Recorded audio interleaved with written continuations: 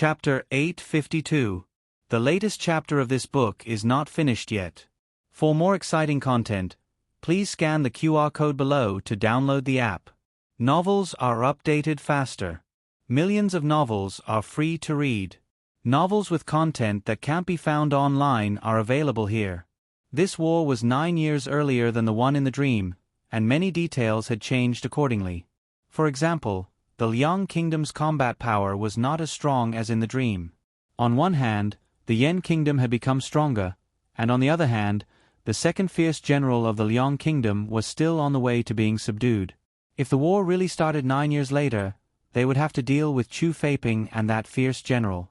Therefore, the Jin Kingdom's military deployment would not be the same as 7 years later. This was also the reason why Gu Jiao had to come to spy on the military situation. Gu Jiao's red tasseled spear was too eye-catching, so she left it in the military camp in Xuyang City. Her weapon was the whip she took from Gu Changfeng. Tang Yueshan's Tang Bao was not as low-key, but he could not bear to part with his treasure and insisted on carrying it with him. He could only wrap it in cloth. Fortunately, he was a warrior and mute slave, so it was not a big problem. Tang Yueshan checked the Tang Bao 800 times a day. After checking it again, he clapped his hands in satisfaction and said, "Okay, let's go to the mayor's mansion and lie in ambush. We'll move when it's dark." When they were at the border of the Zhao Kingdom, the mayor's mansion was heavily guarded, but it was different here. Either Gong Sun you did not live in the mayor's mansion, or Gong Sun you had absolute confidence that no one could break in. The first point was quickly rejected. Because when they were lying in ambush in an empty grain store near the mayor's mansion, they saw a group of people coming out of the mansion's gate. There was a carriage and 20 guards on horseback accompanying them. Gu Jiao recognized the leader of the guards at a glance. Gong Sun Yu had 4 fierce generals under his command. They were Min Hongyi, the solitary swordsman, Jie Xingzhou, the Iron Fist, Zhu Zhongquang, and Lu Yi, who was good at hidden weapons and formations. This man was Min Hongyi, the solitary swordsman. Gu Jiao thought to herself. She did not expect Min Hongyi to be by Gong Sun Yu's side so early. She wondered if the other 3 had also been recruited by Gong Sun Yu. Aside from Gong Sun Yu, there was no one else who could make Min Hongyi willingly escort him. Gu Jiao used her fingertip to write on the dusty table, Gong Sun Yu. Although Tang Yueshan was surprised at how Gu Jiao came to this conclusion, he still held his breath. The person in the carriage did not emit any aura. If not for Gu Jiao's reminder, he would have thought that the person sitting inside was an ordinary person. This meant that Gong Sun Yu was already strong enough to restrain his aura. It was always harder to collect than to let go. For example, the appearance of Chong Jing was often accompanied by a very powerful and terrifying aura, but Long Yi was able to make people unable to sense his existence. The 2 of them had originally planned to follow Gong Sun Yu, but now they gave up on that idea. Tang Yueshan clearly understood how monstrous a person at this level was, and Gu Jiao had seen Gong Sun Yu in action before. Adding Min Hongyi to the mix, their chances of winning were not high. After Gong Sun Yu and his group left, the 2 of them waited for a while. When it was time to change shifts, they sneaked into the mansion. Before the 2 of them could get a firm footing, Gu Jiao discovered the second expert, the mighty King Kong Jie Xingzhou. No wonder he didn't send a large number of guards. Gong Sun Yu himself was a peerless expert. With Min Hongyi and Jie Xingzhou, there was no assassin who could harm Gong Sun Yu in the mansion. The 2 of them stuck close to the fake mountain wall. Tang Yueshan asked with his eyes, "With that expert around, it's not easy for us to move. We'll be discovered." Gu Jiao frowned. If only he went out. Tang Yueshan, forgive me for being blunt, but you're too naive. Then, Jie Xingzhou heard a servant report something. It was probably something that happened in the military camp. He led a few of his personal guards and rode out of the mansion. Tang Yueshan was speechless. "Little girl, what kind of luck do you have?" There was no other freakishly strong expert in the mansion. The 2 of them carefully sneaked into Gong Sun Yu's study. "Wow, this Gong Sun Yu really likes to collect weapons." Tang Yueshan looked at the room full of weapons and couldn't help but exclaim. Gu Jiao said calmly, Every time Gong Sun Yu kills an expert, he takes away their weapon. To others, these weapons were evidence of his crimes. But to Gong Sun Yu, these weapons were medals that symbolized his path to becoming a powerful expert. Tang Yueshan felt a chill run down his spine. Killing people was one thing, but collecting the weapons of the dead? What was wrong with him? Found it, Gu Jiao said. What? Tang Yueshan put down the weapon in his hand and came over. He saw that Gu Jiao had already dug out the Jin Nation's military deployment map and a thick file. This should be the army's marching record. Gu Jiao said thoughtfully, all the information about the Jin Nation's army is here. This was a very valuable clue. Tang Yueshan thought for a moment.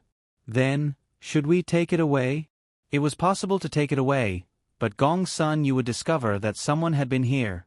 Then, the contents of the file and the military deployment map would be changed. There wouldn't be enough time to copy it. She could only memorize it. If she could read the Jin Nation's language, it would be much easier. Unfortunately, she didn't. She could only use her memory to memorize their shapes. In her previous life, she had trained in this skill in the organization. Her speed and accuracy were second only to the Godfather. However, she had never memorized such a large number of unfamiliar characters. Gu Jiao closed her eyes and focused all her attention on engraving the contents of the dossier into her mind. Tang Yueshan was dumbfounded. No way. You're capable of this? How could a person who had fought so many wars still have such a good brain? Was she trying to kill him? After memorizing the last character, Gu Jiao's head started to hurt like it was about to explode. Tang Yueshan saw that her face was pale and quickly asked, "Are you okay?" Gu Jiao supported herself with one hand on the table and the other hand on her forehead. "I overused my brain. I'll be fine after some rest." Tang Yueshan was an uneducated person. He thought that Gu Jiao was impressive for being able to memorize the contents of the file, but he didn't know how impressive she was. If the scholars of the imperial court were here, they would probably kneel down before Gu Jiao. Her brain power had long surpassed the limits of a normal person. Let's go. There's no more useful information here. Gu Jiao had just taken a step when her head started to hurt so badly that she almost fainted. Fortunately, Tang Yueshan was quick enough to catch her. So it's true that scholars are weak. Look at you. You haven't even finished 2 pages of the book. You're even weaker than if you had just fought a war. Tang Yueshan complained about Gu Jiao in disdain, but his actions were honest. He turned the bow in front of him and carried Gu Jiao on his back. At this moment, Gu Jiao was enduring the pain in her head, deepening the memory of those characters in her mind over and over again. She distracted herself a little and said to Tang Yueshan, "I can't be interrupted." Okay. You remember what you said." Tang Yueshan decisively shut up and stopped talking to her. He carried Gu Jiao on his back and used his qinggong to leave the Castellan mansion. As soon as they left, Jie Xingzhou came back. Tang Yueshan hid in the alley and watched the Jin soldiers riding away. He heaved a sigh of relief. However, what Tang Yueshan didn't expect was that when they went to get their horses, they were seen by 2 Jin soldiers who had just robbed the people in the city, even though they had escaped from the masters of the Castellan mansion. They bumped into each other face to face. No one was allowed to come close to this area. Trespassers would be killed. The 2 Jin soldiers immediately became vigilant. One pulled out his sword to stop them, and the other blew a bone whistle to warn them. Tang Yueshan thought, "It's over. It's all over now. Can you still ride a horse?" Tang Yueshan turned to ask Gu Jiao, who was lying on his back. Gu Jiao calmed down and said, "Yes." "Good. You'd better sit tight." Tang Yueshan put Gu Jiao on Black Wind King's horse and got on the horse himself. They might not be able to get out of the city tonight. Fortunately, Puching was so big that they could get rid of their pursuers and get a buffer. The Jin army was so strong that they had sent hundreds of soldiers just to catch 2 suspicious people. Tang Yueshan ran all the way and couldn't help but look back. He saw the black mass of soldiers chasing after him and Gu Jiao. His eyebrows twitched. Are you serious? It's just 2 people. Is there a need to send so many people? He looked at Gu Jiao, who was holding the reins tightly, and said, Girl, there are too many of them. We'll be in trouble if they catch up with us. Yes, she couldn't let them catch up with her. She had a terrible headache and couldn't fight with all her strength. She pulled the reins. Boss, to the east. Shoot. Jin Jun's shout came from behind them. Then, arrows that blotted out the sky and covered the earth shot towards the 2 of them. Black Wind King turned to the right side of the alley, and the Black Wind cavalry followed him. The arrows hit the wooden boards and wooden doors of the shops. One of the arrows missed Tang Yueshan's head by half an inch. Fortunately, the Black Wind cavalry turned quickly. Gu Jiao said, Boss, keep going straight. They walked out of the city center and into the suburbs. There were more valleys and forests, so it was easy to hide. Black Wind King ran as fast as he could. Under his lead, the Black Wind cavalry also ran at a speed that was impossible for them. Tang Yueshan felt like he was flying. The first wave of Jin army had been left far behind. However, they used the whistle as a signal, and the soldiers along the way kept coming to intercept them. The Black Wind King scattered one group after another, shaking off wave after wave of enemies. He took the lead and was fearless. When they entered a valley, the boat suddenly came out from a small path. This guy took a shortcut to chase after them. Tang Yueshan's temples twitched. Seeing that they were about to collide, the Black Wind King suddenly accelerated, raised its front hooves, and jumped over the head of the self-dismembering boat in a domineering manner. Jie Xingzhou's broadsword slashed across the air. Tang Yueshan's Black Wind cavalry also took advantage of his unprepared state and rushed past him. Jie Xingzhou tightened the reins and frowned at the horse that dodged his attack. He couldn't believe it. That war horse was too outstanding. He really wanted to take it and give it to the Lord. Unfortunately, General, should we chase after them? A soldier asked. Jie Xingzhou looked at the 2 people disappearing into the valley and said, No, it's the Ghost Mountain. The Ghost Mountain was a forbidden area in Pu City. It was often haunted. It was said that no one who stepped on the Ghost Mountain came back alive. Suddenly, there was a rush of horse hooves behind them. Then, there was a rough man's laughter. Ha! Jie Zhoutian. It's just a small mountain. As the Lord's first general, you actually believe in ghosts? Jie Xingzhou's name was Zhoutian. Jie Xingzhou turned around and frowned at him. Min Hongyi, didn't you go to the army camp with the Lord? Min Hongyi smiled arrogantly. I just came back. I heard that there were 2 powerful thieves in the city. Your men almost ran their horses to death but couldn't catch them. So, I came to help you. Although the 2 of them were Gong Sun Yu's confidants, they had always been fighting for the position of the first general. Jie Xingzhou ignored his sarcasm and said, They entered the Ghost Mountain. There's no way they can come out alive. Min Hongyi said sarcastically, I don't believe in this. I only want to see them if they're alive. If they're dead, I want to see their bodies. If you don't dare to chase after them, I will. Men. General Min. All the subordinates saluted with their fists. Min Hongyi shouted, Follow me into the Ghost Mountain. Everyone answered in unison, Yes. General Min. Min Hongyi smiled with satisfaction, then showed a proud look to Jie Zhoutian. Did you see that? These are the real men of the great Jin dynasty. Your subordinates only know how to do some sneaky things. When it comes to serious business, they're not reliable at all. Jie Xingzhou said calmly, Don't speak too soon. Even the Lord hasn't thought of barging into the Ghost Mountain. Don't throw your men's lives away just because you're angry with me. If you want to be a bastard, be it yourself. I'm going to catch the assassins. With that, Min Hongyi led the 500 soldiers into Ghost Mountain valiantly. Gu Jiao and Tang Yueshan passed through the valley and entered a dense forest. The sky gradually darkened. Occasionally, the cawing of crows could be heard from above. Tang Yueshan sat on his horse and shivered.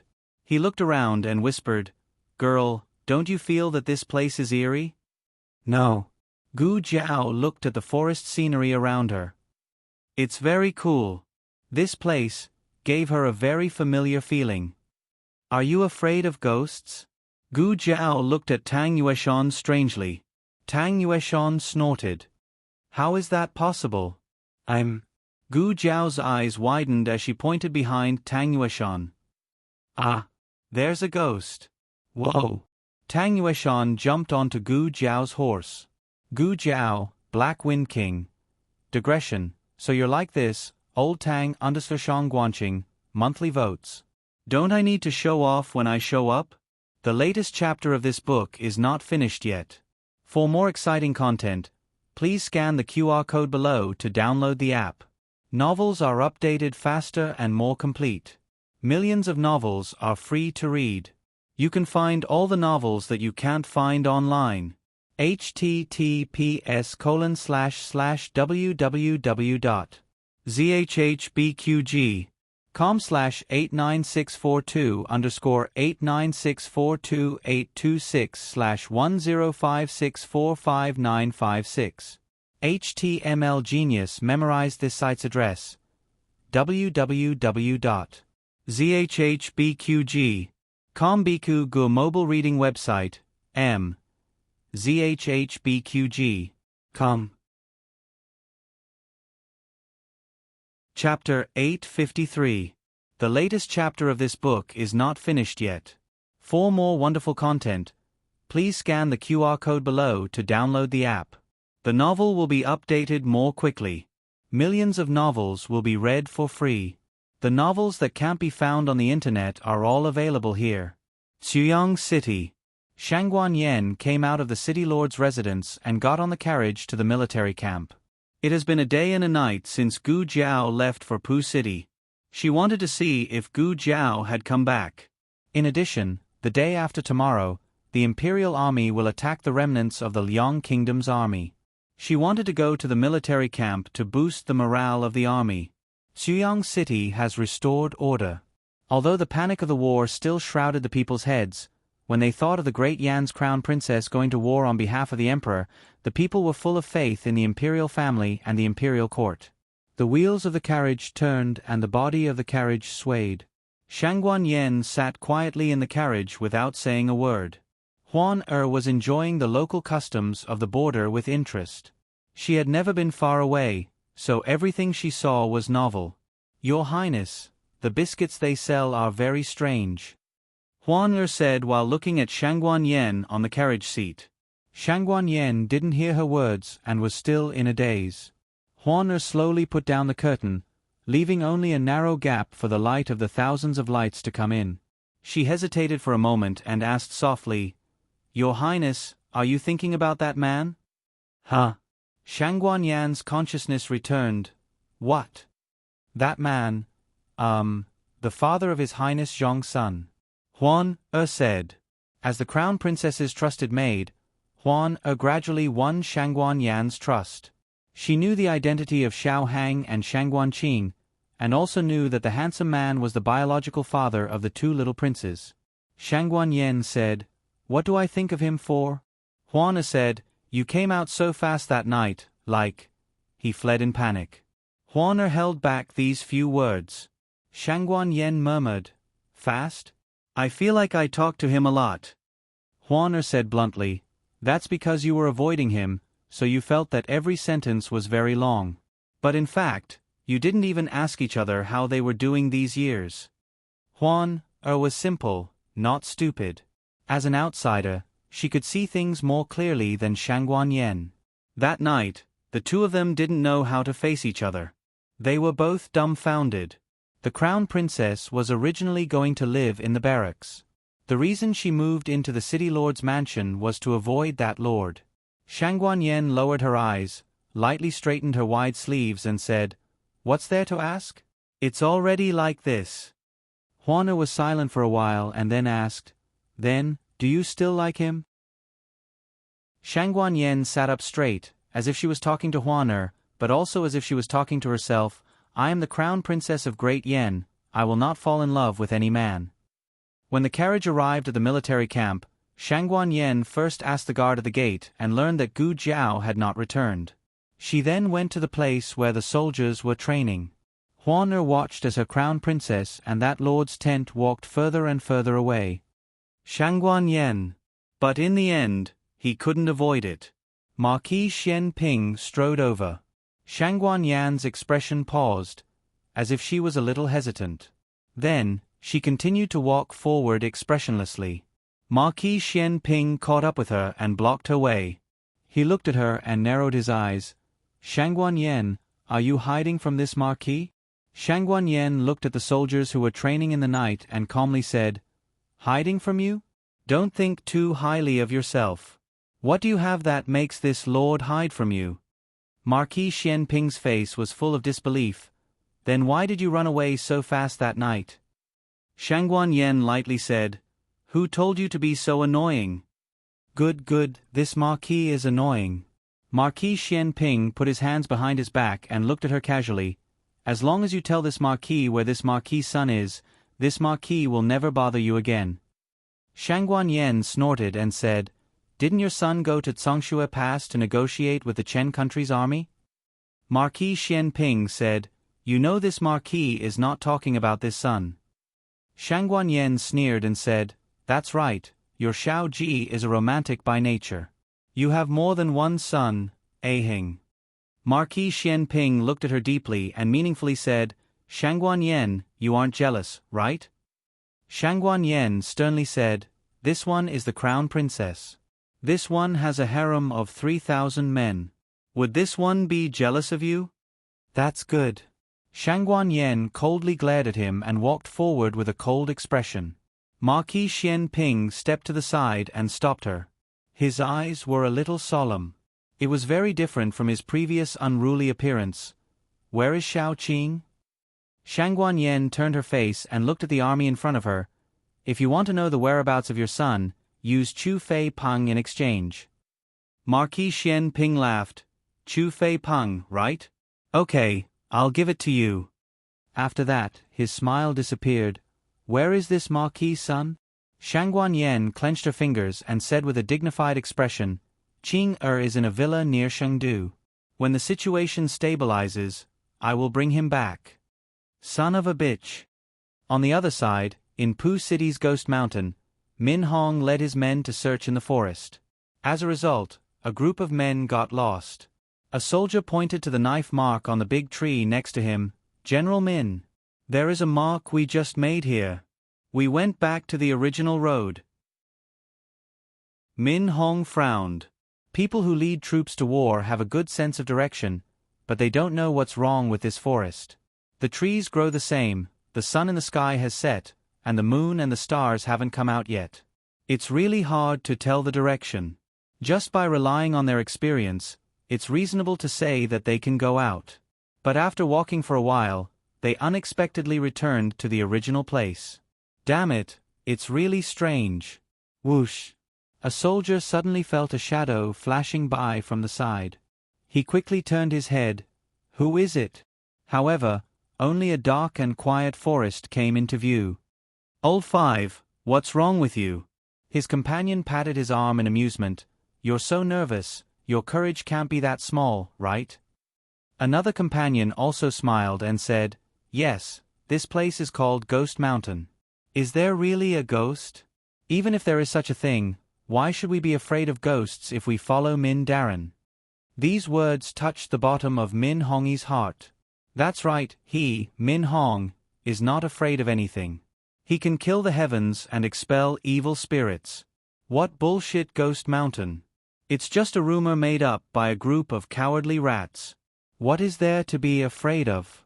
The strange feeling in Min Hong's heart was dispelled.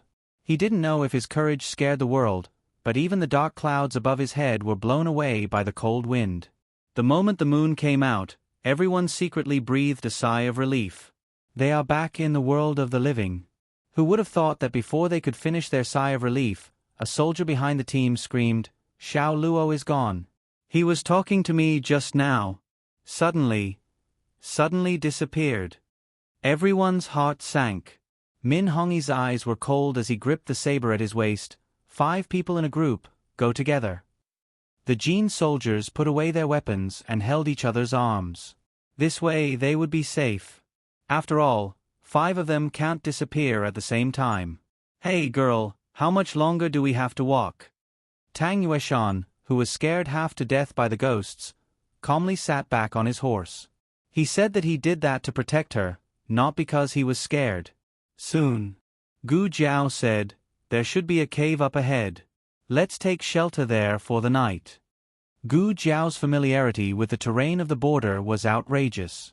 Tang Yueshan only thought that she had done her homework in advance and memorized all the maps. Tang Yueshan tightened his grip on the reins and sighed. Speaking of which, we've been in Puching for a day, but we haven't seen old Gu. Where do you think he went? Could he have gone to the army camp? Gong Sun, you also went to the army camp today. Old Gu can't be so unlucky as to run into Gong Sun you, right? Hey, girl, why aren't you saying anything? Can't you at least say something? Tang Yueshan turned his head to look at Gu Jiao bitterly, but all he saw was the empty forest. His voice was stuck in his throat. The forest began to fog. The moonlight above their heads could not be seen. Without a reference, one's sense of direction would weaken. Black Wind King was a brave horse, but it did not grow up in the forest. This was a very strange environment for Black Wind King. Gu Jiao found that they were separated earlier than Tang Yueshan, but she couldn't shout. Otherwise, it would be hard to tell whether Tang Yueshan or the Jin soldiers would come first. This place is a bit unusual. Gu Jiao looked around. She had no basis. It was just an intuition that she had trained in danger. Whoosh! A black shadow flashed behind her. Gu Jiao's ears twitched, but her expression did not change. She signaled Black Wind King to keep moving forward. Whoosh! Another shadow flashed behind her. Gu Jiao did not stop. One person and one horse walked forward calmly. Whoosh! Whoosh! Whoosh! The shadows seemed to be irritated. They flashed here and there, trying to make Gu Jiao fearful. Gu Jiao did not even lift her eyelids. Ha ha, the living people who came to our ghost mountain are so powerful. Look, he's not afraid. His horse is not afraid. I want to eat his horse. Silly, how can a horse taste good? I haven't smelled a living person in the netherworld for a long time. It's so fragrant. Tonight, the gates of hell will open, and the king of hell will come. We little ghosts can taste a living person. Ha ha, little ghosts? Indeed. Gu Jiao did not seem to hear their conversation. She continued to walk deeper into the forest with Black Wind King. She hadn't even taken 2 steps when a large net suddenly fell from above her head. Gu Jiao pulled out the whip from her waist and lashed it in a certain direction in the night. The whip made a cracking sound in the air. Almost at the same time, a pale little figure was caught by Gu Jiao's whip. Gu Jiao tied him to the horse's back. When the net fell, Gu Jiao raised her hand and grabbed it, throwing it far away. This kind of small trick was barely enough to deal with Tang Yueshan, who was afraid of ghosts. She was not afraid of ghosts. Gu Jiao looked at the little black impermanence on her horse. She asked, "Who are you?" Whoosh! The other shadows in the forest scattered and disappeared without a trace. Little Black Impermanence had a long tongue in his mouth. He struggled to say, "I'm Black Impermanence. Don't you dare offend me. His Highness Ghost King will eat you." He was really called Black Impermanence. Gu Jiao flicked his forehead. Little Black Impermanence cried out, "Ouch!" Gu Jiao chuckled, "Are ghosts afraid of pain?" Little Black Impermanence was speechless for a moment. He spat out his long tongue and said, "I'm still young. You're an adult. Your young energy is too strong. If you touch me, you'll burn my body. That's why I'm screaming." After he finished, he stuffed his tongue back in again. It was quite logical. Gu Jiao gave him a thumbs up in her heart. "How old are you?" Gu Jiao asked. 7. Little Black Impermanence regretted his words. He quickly changed his words. 700 years old. Gu Jiao's mouth twitched. She said seriously, "I'll give you 2 choices. 1. take me to see your king. It's the Ghost King. Little Black Impermanence pulled out his long tongue and said fiercely, the Ghost King of the underworld. He has supreme divine power. He can eat 100 living people like you. It's the same. Gu Jiao waved her hand. Hand over my companions. Little Black Impermanence said, we didn't catch your companions. Gu Jiao said indifferently, it seems like you want to choose the first option. Little Black Impermanence snorted, you're the one who doesn't have the right to see our Ghost King. Our Ghost King, He was halfway through his words when Gu Jiao suddenly grabbed him. He was so scared that he lost his voice and screamed. An arrow stuck close to the saddle and shot past the place where he had just been lying down. With a clang, it nailed itself into a large tree beside him. The arrow's tail left a shadow behind. It was obvious how strong it was. If it wasn't for Gu Jiao's quick reaction, Little Black Impermanence would have been turned into a human skewer. Little Black Impermanence was so scared that he lost his voice.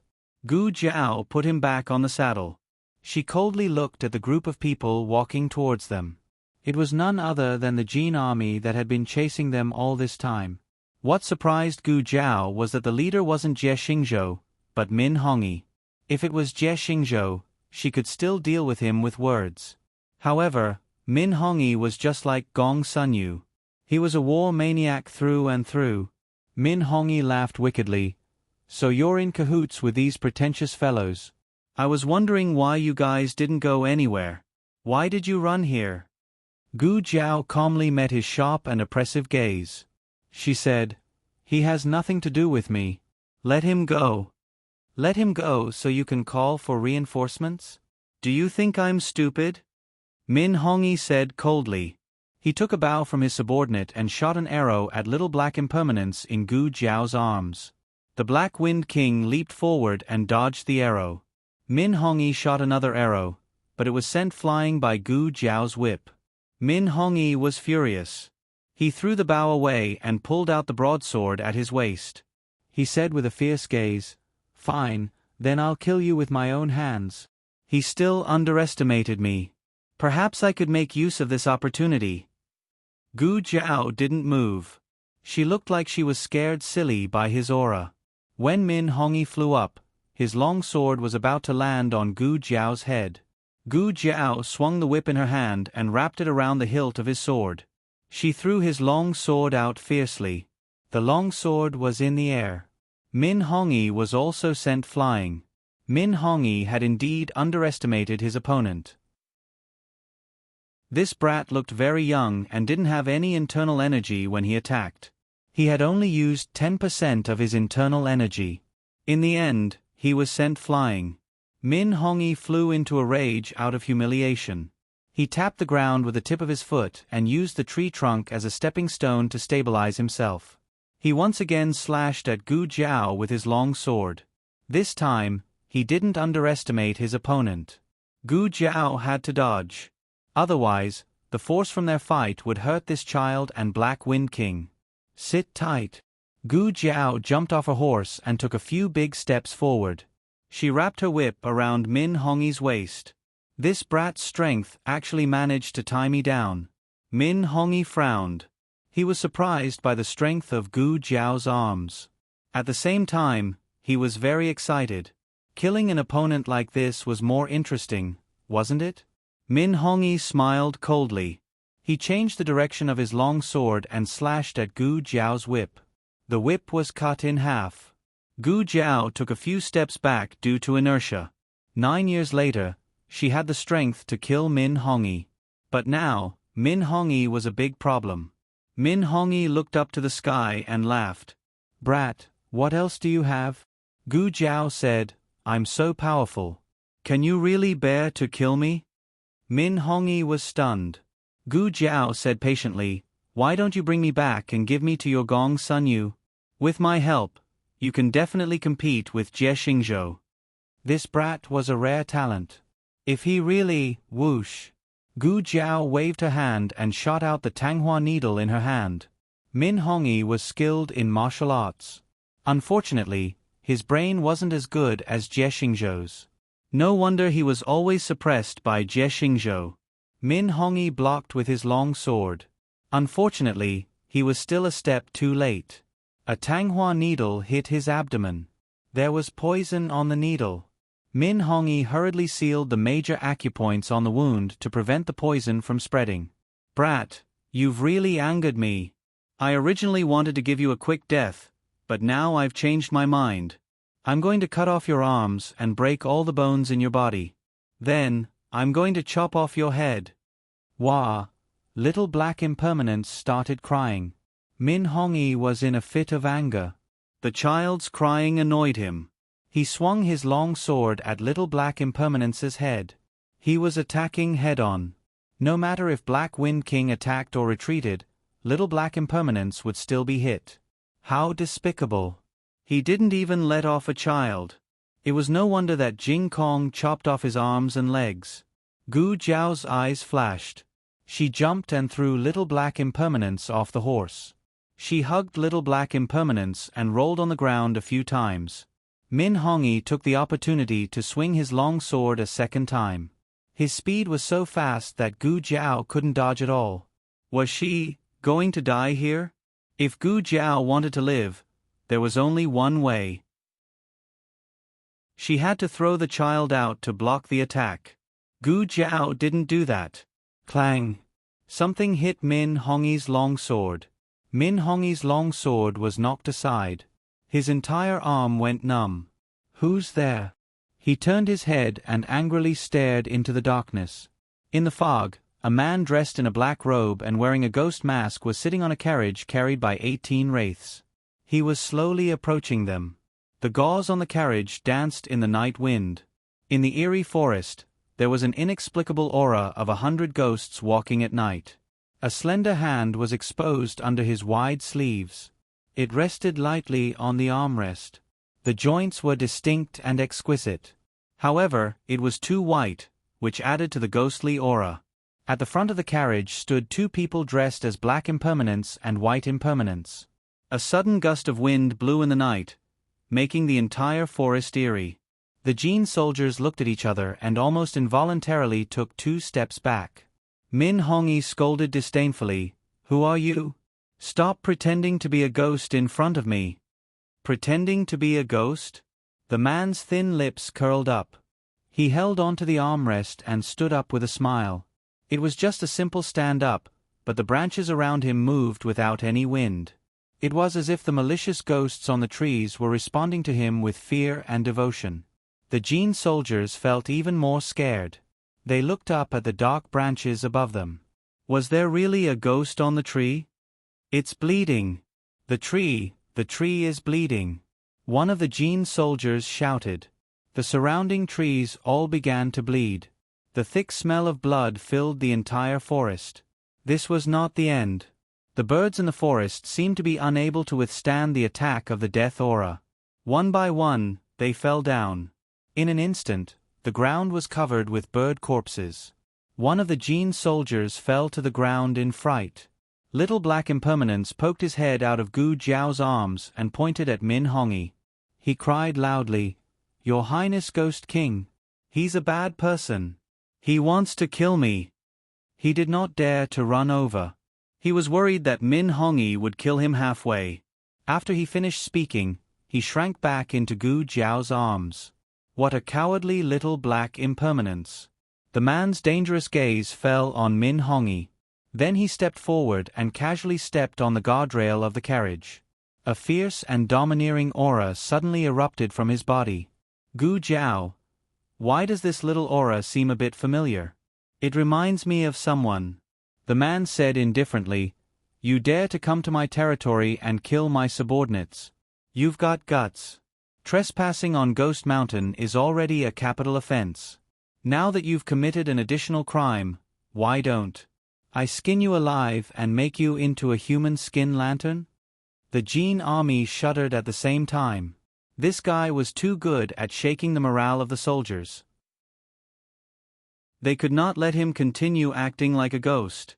Otherwise, before the battle even started, his subordinates would be scared off. Min Hongyi shouted, "Don't you try to bluff here. With just the few of you, do you think you can stop my 500-strong army? How many? The man curled his lips and waved his wide sleeves. Little ghosts, come out. Tonight, the gates of hell will open. All the living people are yours. As soon as he finished speaking, Min Hongyi sensed that something was wrong. He looked around and saw a large group of armored ghost soldiers on the trees, on the hills, and in the woods. Min Hongyi's expression changed. This is, the man said coldly, 3,000 ghost soldiers. Kill them all. Leave none alive. The latest chapter of this book is not finished yet. For more exciting content, please scan the QR code below to download the app. Novels are updated faster and more complete. Millions of novels are free to read. Novels with content that you can't find online are all available here.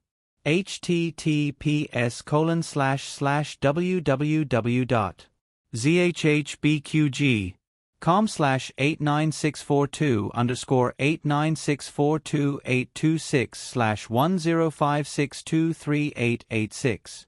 HTML Genius remembered the website address in 1 second. www.zhbqg.com Bikuj mobile reading website. zhbqg.com. Chapter 854. The latest chapter of this book is not finished yet. For more exciting content, please scan the QR code below to download the app. Novels are updated faster. Millions of novels are free to read. Novels that can't be found online are all available here. The fog dissipated and the forest became pitch black. With the Ghost King's order, the surrounding ghost soldiers approached the Jin Nation army in the forest with the aura of death. The Jin army was not weak and could even be said to be very brave and good at fighting. The Jin dynasty was related to the Turks in history. The largest tribe took over the imperial power and exiled the other tribes that refused to submit. This was how the Turks came to be. The reason why the Turks were not recognized by the 6 states was more or less related to the Jin dynasty. The people of Jin Nation had a warlike bloodline in their bones. If they were on a regular battlefield, the 500 soldiers might be able to defeat 3 times their number. However, at this moment, the Jin Nation soldiers had long been scared silly by the various signs. The branches and leaves that moved without wind, the trees that were bleeding for no reason, the birds' corpses that fell to the ground after being swallowed by the aura of death. All of them made one's hair stand on end. Did they really come to the netherworld? Were these ghost soldiers that suddenly appeared malicious spirits that came out from the gates of hell? These ghost soldiers were not wearing brand new armors. Instead, their armors were broken. Many of them were covered in dust, rust, and dried bloodstains. But the more they were like this, the more they felt that this was a ghost army that had been destroyed on the battlefield. They could not forget the mission that they could not complete in the world of the living after falling to the netherworld. Thus, they did not drink the water of the river of forgetfulness, did not drink Granny Meng's soup, and did not cross the bridge of helplessness. Every night, they repeated the obsession before death. Kill the invaders, kill them all. One of the Jin soldiers could not take it anymore. His legs went soft and he fell to the ground. At the same time, the fluffy and soft soil suddenly moved. A white skeleton claw emerged and grabbed the Jin soldier's ankle. This Jin soldier was scared out of his wits. He turned around and scrambled in the direction he came from. But before he could take a step, he was frightened by the skeleton claw that came out of the soil one after another. The gates of hell are open. There are really ghosts. Another Jin army soldier was so frightened that he collapsed. Emotions were contagious.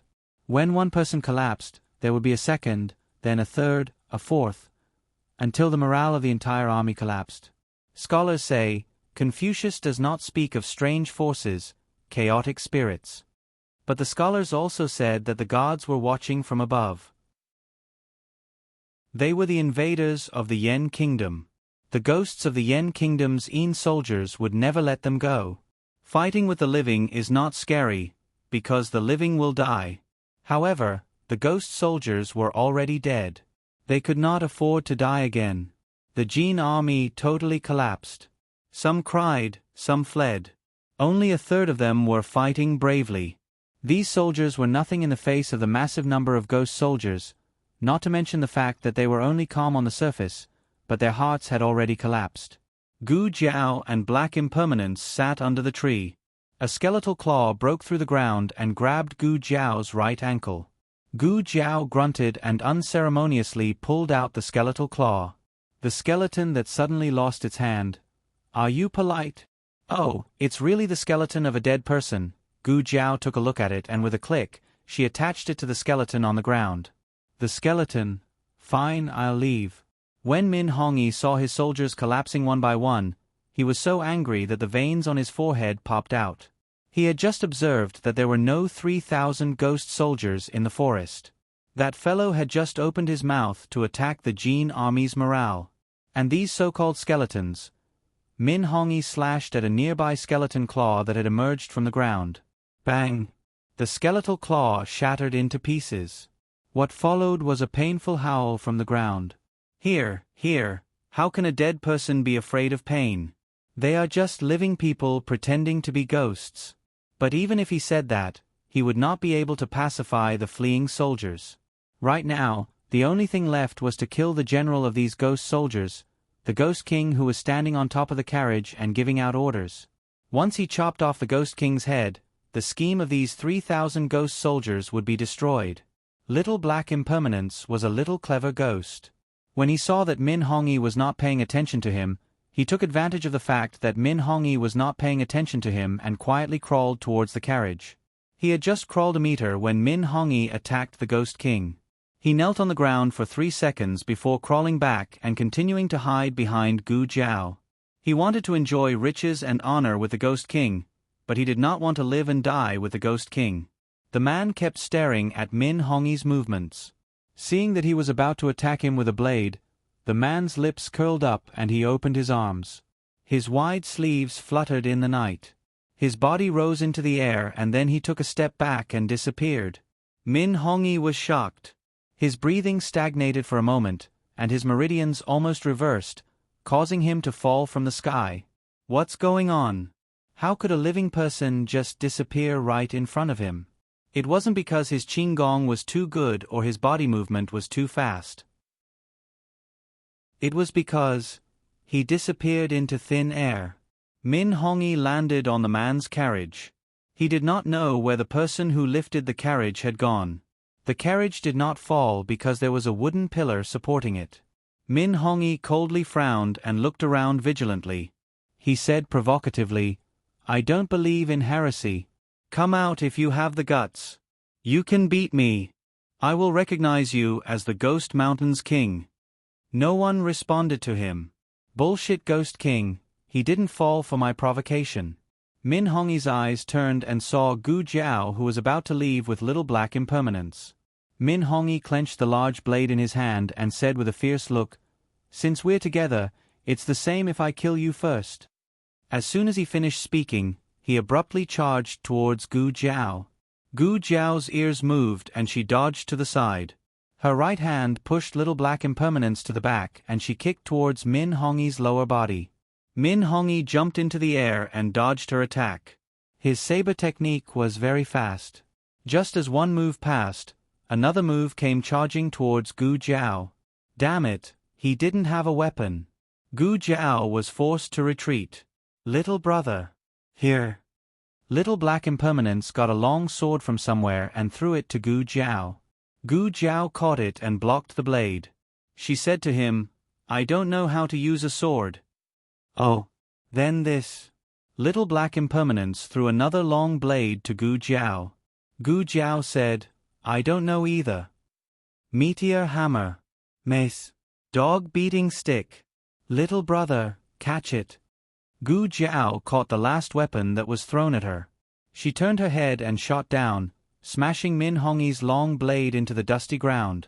Min Hongyi was caught off guard by this sudden attack. His forearm was slightly numb. This young man clearly had no internal energy, but his spear technique was so overbearing. It reminded him of the Xian Yuan family's spear technique.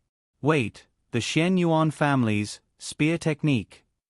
Gu Jiao had just used the 5th style of the 7 styles of Xian Yuan. She could control the first 4 styles with ease. Although she practiced the last few styles diligently, she didn't use them much when attacking. Min Hongyi looked at Gu Jiao cautiously. "Kid, who are you to the Xian Yuan family?" Gu Jiao held the long spear and swept it across the air. She raised it diagonally behind her back and looked at him like a killing god. "I'm the one who wants your life." Min Hongyi's temple suddenly twitched. This gaze. Min Hongyi was only in his early 30s. He had come to the Yen kingdom more than 10 years ago. Although many years had passed, he still remembered the Xian Yuan family clearly. This kid didn't look like anyone from the Xian Yuan family, but his ruthlessness reminded him of the Xian Yuan family's bloodthirst. Gu Jiao's strength was far inferior to Min Hongyi's when she didn't lose control. However, she didn't know why, but when she stood in this forest, she inexplicably felt a very familiar force. That was a little strange. Perhaps it was the broken armor of the ghost soldiers. That was right. It was the broken armor. Gu Jiao was enlightened. Those people were wearing the armor of the dead Xian Yuan family. Ghost Mountain. Ghost Mountain was the burial ground of the Xian Yuan army. Those brave soldiers who sacrificed themselves could never return to their hometown. Their souls were forever left at the border. Sorrow came from her heart. It wasn't her emotions. It was the souls of the thousands of Xian Yuan soldiers. Gu Jiao held the long spear in her hand tightly and turned to look at the general of Jin Kingdom. "Min Hongyi, give me your life. I'll use your life as a sacrifice to the thousands of Xian Yuan soldiers." Min Hongyi felt an inexplicable sense of foreboding in his heart. "My martial arts are obviously better than this kid's, but why do I feel uneasy? What's wrong with this kid's eyes? They seem calm, but there's an indescribable murderous aura in them. It must be an illusion. How can this kid have the confidence to kill me?"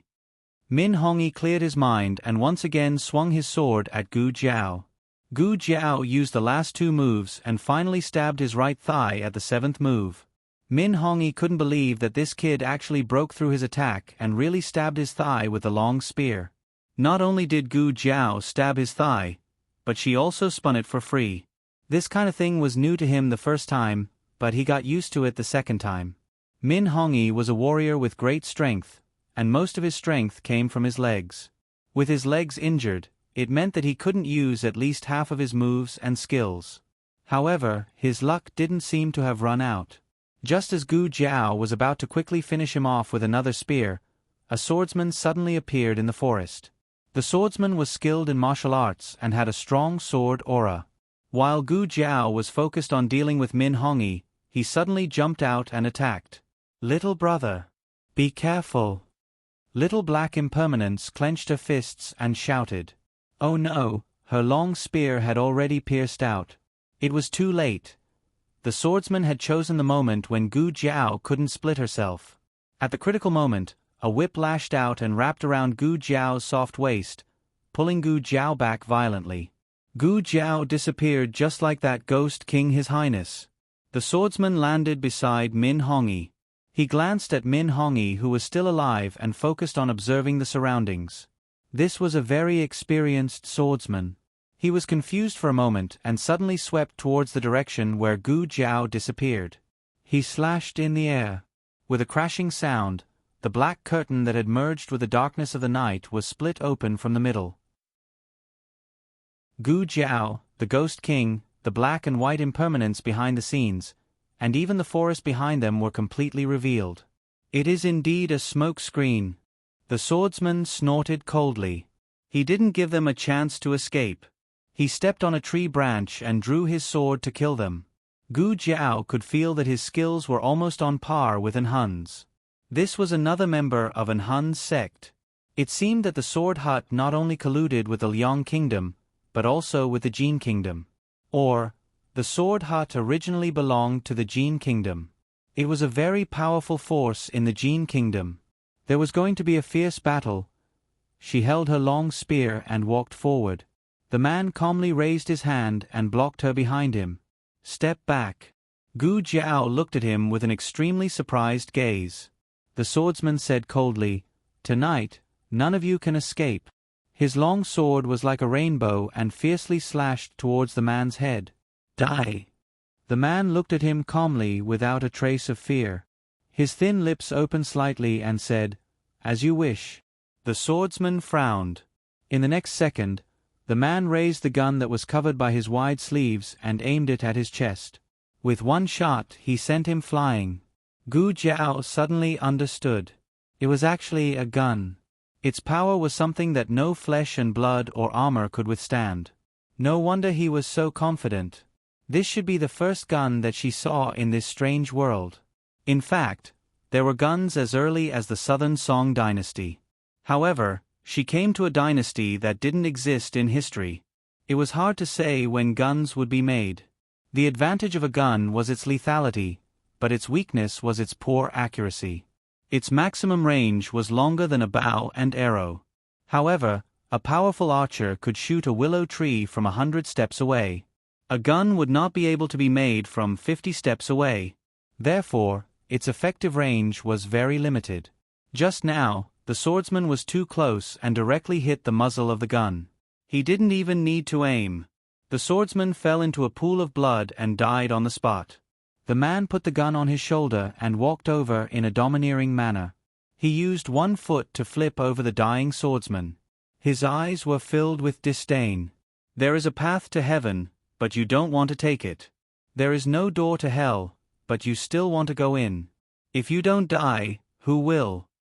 He looked over the swordsman and casually said, "Zay, you won't live. There is no point in interrogating you. Just wait for your death. Don't expect this ghost king to give you a quick death." There was more than one swordsman that came. The other took advantage of the fight and left with the injured Min Hongyi. Gu Jiao looked at the two figures that gradually disappeared into the night. She suddenly grabbed the rusty spear in her hand and threw it forward.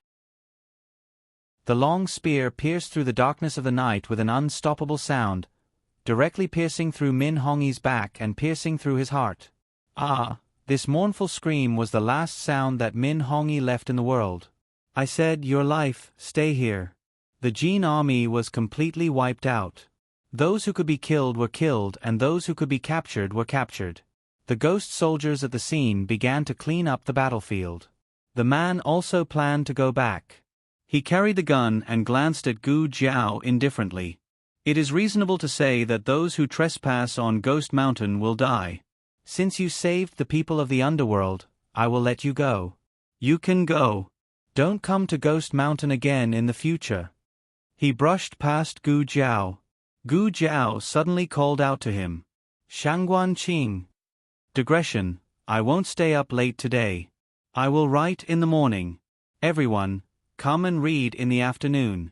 The latest chapter of this book is not finished yet. For more exciting content, please scan the QR code below to download the app. The novel will be updated more quickly. Millions of novels will be read for free. There are all kinds of novels that can't be found on the internet here.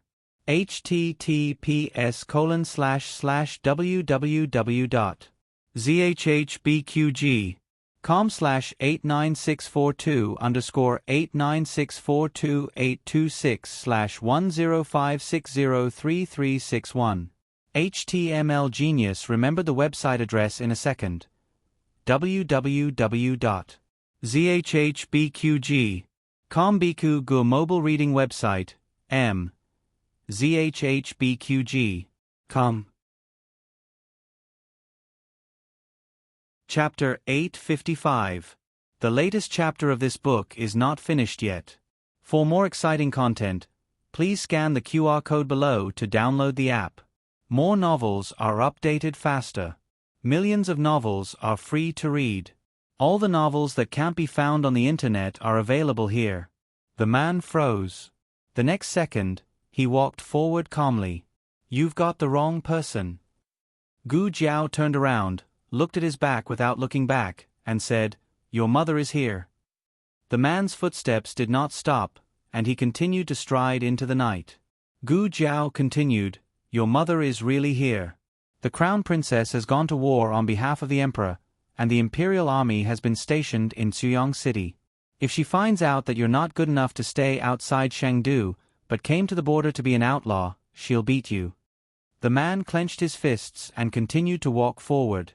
Gu Jiao said again, "Yi Qing from the Imperial Preceptor Palace is also here."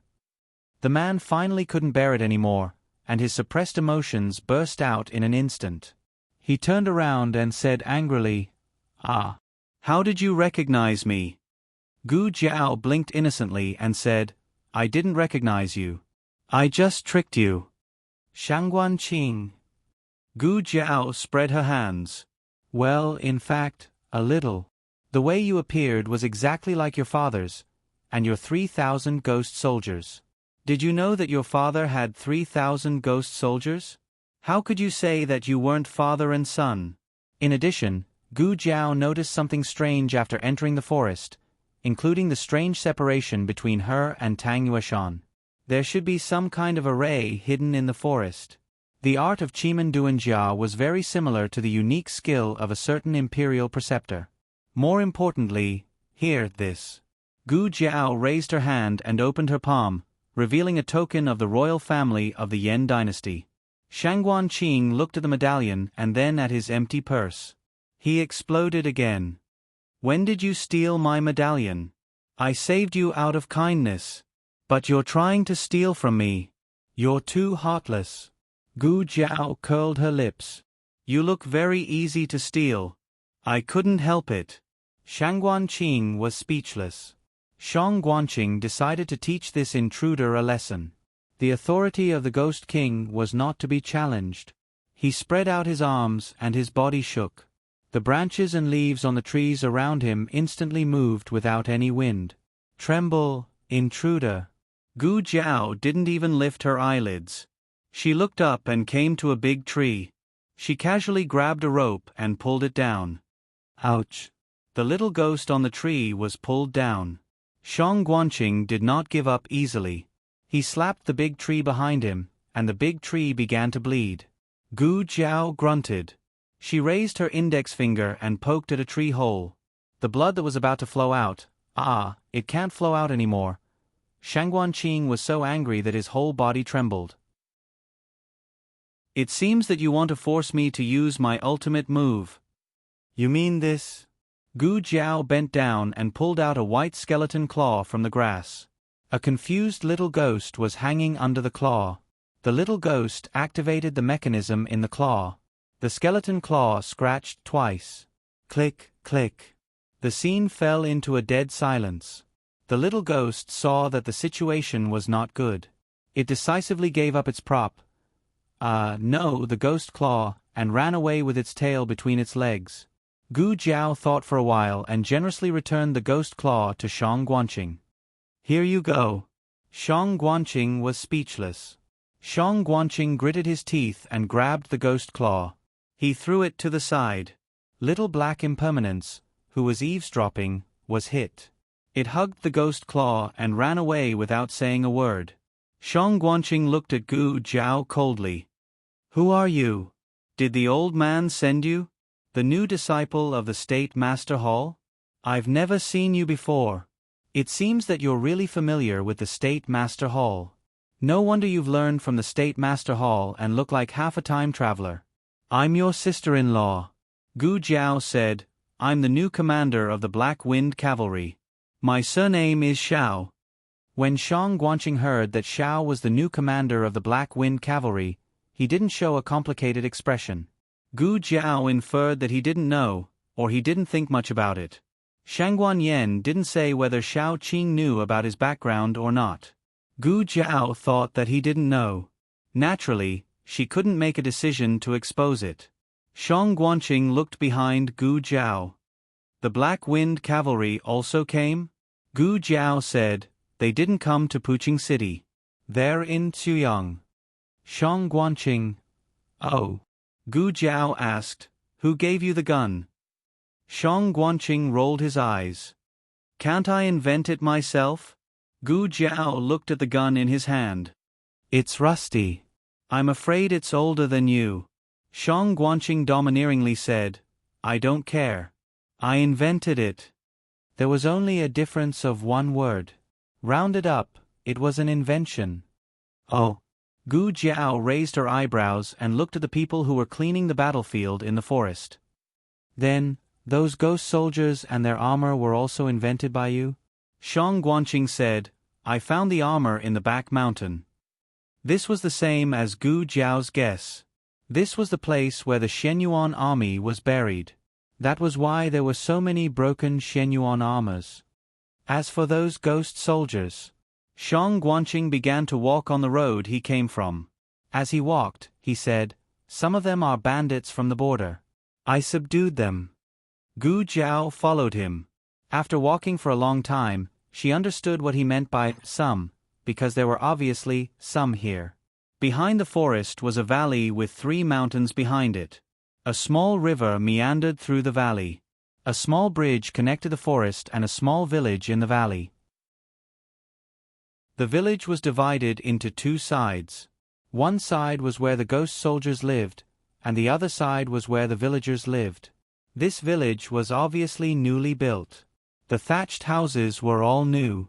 The ghost soldiers returned triumphantly and removed their armor. The villagers lit bonfires in the open space. The adults were working, and the children were playing happily. In stark contrast to Pu City, where the flames of war spread, this was simply a paradise. Shang Guanqing said lightly, these are the people of the city who suffered the flames of war, and the villagers whose villages were burned down. If the Jin army doesn't want to be human, let them be ghosts. No wonder he killed the Jin army without mercy. It turned out that he had seen the atrocities of the Jin army. Shang Guanqing. Gu Jiao looked at him. What? He asked casually. Gu Jiao curved her lips. To praise you. I have imagined you countless times, but I didn't expect you to be like this. Although you were poisoned when you were young, causing your body to be weak, you have an intelligent mind and a kind and tenacious heart. In your limited life, you have created endless possibilities. You have saved many people's lives. Who wants your praise? Shang Guanqing turned his face away, his ears turning red.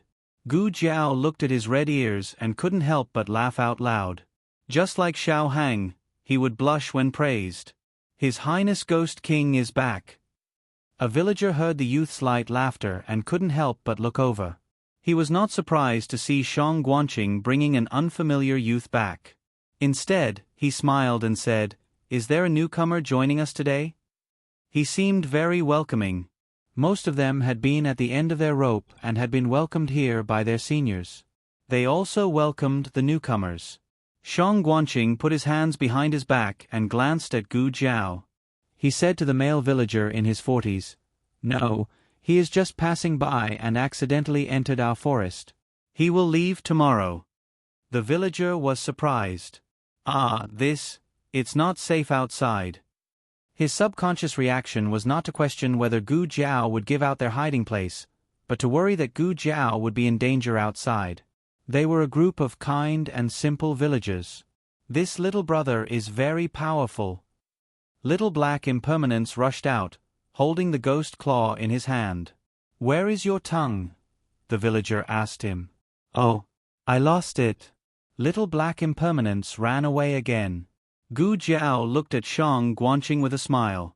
Shang Guanqing put on a brave front and said, Humph, I just need some manual labor. When the war is over, I'll make them all mine for me. Mine every day. Mine every day. Mine without sleeping. I will squeeze every last bit of value out of them. Hug, hug, hug. A toddler girl stumbled over and opened her little arms to be hugged. Shang Guanqing sighed helplessly, picked her up, and removed a black sesame seed from her mouth with his fingertips. Little Ing, you secretly ate it again. You are not allowed to eat candy at night, understand? Little Ing, who was 1.5 years old, sat on Shang Guanqing's arm and nestled in Shang Guanqing's arms. She lost her father in the war. She was too young to understand what it meant. But every night, she slept in Shang Guanqing's arms, as if she had found the sense of security that she had lost. Little Ing fell asleep in Shang Guanqing's arms. Her 10-year-old brother ran over and took her away. It had to be said that Shang Guanqing once again refreshed Gu Jiao's understanding. She thought he was an indecent guy, but after meeting him, the means he used to deal with the Jin army were really indecent. But behind this indecent set, there was compassion and gentleness for the common people. Shang Guanyin taught her son very well. Shang Guanqing said, "By the way, your companion fainted, not because we scared him, but because he knocked himself out." Tang Yueshan, who was afraid of ghosts, found that Gu Jiao was missing. He hurried to find her, but suddenly hit the black wall of traps. Shang Guanqing then said, "Our people brought him back. You can see him in a while. You rest in the village tonight, and I will send you out of the city tomorrow morning." The guy who bought the candied haws in the morning was really him. "Can I walk around?" Gu Jiao asked. "Yes." Shang Guanqing looked at the north of the village. "Except for the mountain behind." "Why?" Gu Jiao was puzzled. Shang Guanqing's expression suddenly became a bit complicated. "Because the real Ghost King lives there." The latest chapter of this book is not finished yet. For more exciting content, please scan the QR code below to download the app. The novel is updated faster. Millions of novels are free to read. There are novels with connotations that can't be found on the internet here. https://www.zhbqg.com/89642_826/105598753. HTML Genius remembered this site's address in a second. www.zhbqg.com Biku Gu mobile version reading website, m. zhbqg.com. Chapter 856. The latest chapter of this book is not finished yet. For more exciting content, please scan the QR code below to download the app. The novel is more complete and updated faster. Millions of novels are free to read. There are all kinds of novels that can't be found on the internet here. The Real Ghost King. Gu Jiao looked at Shang Guanqing with a puzzled face. She was surprised but not surprised. She expected that the Ghost King was fake, but she didn't expect that there was a real one in Ghost Mountain. Wait, the real Ghost King that he defined might not be the objective truth. Everything still needs to be verified. Gu Jiao asked, "Who is the real Ghost King?" Shang Guanqing raised his chin and said, "I don't know. The friendship between gentlemen is as light as water. I don't pry into the privacy of my friends." You can't stop pretending for a minute, right? If the Ghost King is really your friend, why didn't he come out to help? I bet a pack of spicy sticks that the Ghost King doesn't care about you. Gu Jiao crossed her arms and looked at him with a serious face. Shang Guanqing and Gu Jiao looked at each other. His heart jumped, and he had the illusion that the size of his underwear was seen through. He trembled, coughed softly, and said seriously, Okay, I don't make friends with just anyone. That old guy is not qualified to be my friend." Gu Jiao took a deep breath. Xiao Heng's brother, she couldn't beat him. After removing the exaggeration in Shang Guanqing's words, the information was, "I've only met him once or twice. I'm not good enough, so he doesn't want to be my friend. Tell me what kind of person he is." Gu Jiao suddenly became interested in this Ghost King. "Person." Shang Guanqing snorted, found a stone by the stream, sat down, and picked up a handful of foxtail grass. The laughter and noise behind them made people feel a temporary peace and beauty in the troubled world. Gu Jiao had been at the border for many days, but she hadn't felt this way for a long time. She sat down beside him. The two of them were separated by a distance that was neither too far nor too close. Shang Guanqing pursed his lips, as if he wanted to say something, but in the end, he just snorted. "Go on," Gu Jiao said. "Well..." Shang Guanqing frowned, as if he was considering his words. "I don't think he's human. He's dead. At least, that's the feeling he gives me. He's surrounded by the aura of death, and his eyes don't look like a living person's." Gu Jiao asked, "Can you move?" Can you talk? Is there a heartbeat and breathing? Yes, there is. Shang Guanqing answered concisely. Then it wasn't a dead person, it was a living person. Gu Jiao said, he sounds like a very strange guy. Shangguan Qing played with the green foxtail grass and said, it's a little strange, but he doesn't kill unarmed people. There were some people who mistakenly entered the back mountain, but he didn't hurt them. Instead, the mountain bandits ran to his territory and almost all of them died in his hands. It's all thanks to me stepping in. Alright, now you're calling yourself Little Master again. You sure have a lot of self-titles. Gu Jiao asked again, is that why you subdued those bandits and turned them into ghost soldiers? Shang Guanqing straightened his back. Sort of. I saved them from that person, and they were grateful to me for saving their lives. Gu Jiao glanced at him. There's also deterrence and blackmail, right? For example, you said that the Ghost King is your backer. If they dare to disobey, you'll let the Ghost King kill them? Shang Guanqing looked at Gu Jiao in disbelief as if he was looking at a monster. No way, how do you know everything? Because I'm an ordinary little genius at solving cases. Gu Jiao said, so there's a big Ghost King in the back mountain, and you're the little Ghost King. Did you call yourself that? Shang Guanqing didn't deny it. He just lay down on the long stone, put one arm behind his head, and looked at the starry sky with a piece of green foxtail grass in his mouth. It's the old Ghost King. He's not young anymore. He said. The old Ghost King. Gu Jiao touched her chin thoughtfully. Hey. Shang Guanqing poked Gu Jiao with his jade-like slender finger. I finally remember what's strange about you. What? Gu Jiao turned her head to look at the guy lying flat on the rock. He was still wearing the mask that covered most of his face, not revealing his true appearance. However, his eyes were beautiful, very much like the almond eyes of Princess Xinyang. His lips were inherited from Marquis Xian Ping, the non-smiling Shi Yi. Shang Guanqing said, I thought you were strange all the way here, but I didn't realize until just now. Since you recognized me as the eldest grandson of the Emperor, why did you dare to call me by my name? Are the Black Wind Cavalry so arrogant now? Gu Jiao said, this isn't arrogance. Beating you up is. Gu Jiao grabbed his wrist. Shang Guanqing frowned subconsciously. What? Although you're a man, I'm not into men. He didn't like other people's touch, and he wasn't used to being too close to people. In this aspect, the two brothers were very similar to Xinyang. Gu Jiao finished taking his pulse and put his hand back. Shang Guanqing looked at her strangely. You know medicine? A little.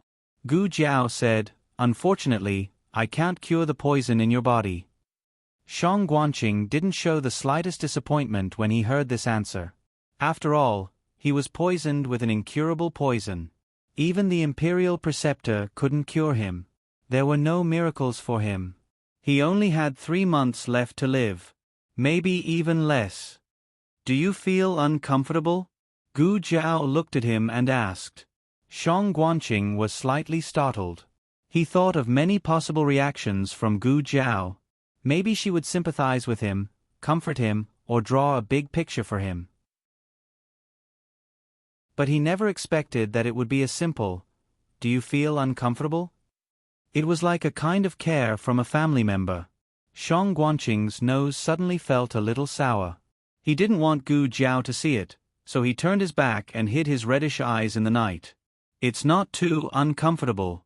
The medicine given by the Imperial Preceptor can suppress the poison. It will only act up for 3 to 5 days every month. Shang Guanqing. Gu Jiao called him in a low voice. What now? He wiped his reddened eyes without leaving a trace, and his voice sounded calm and unperturbed. Gu Jiao pretended not to know that he was crying and said seriously, the Madame Nan I know is a master of poison in the Tang sect.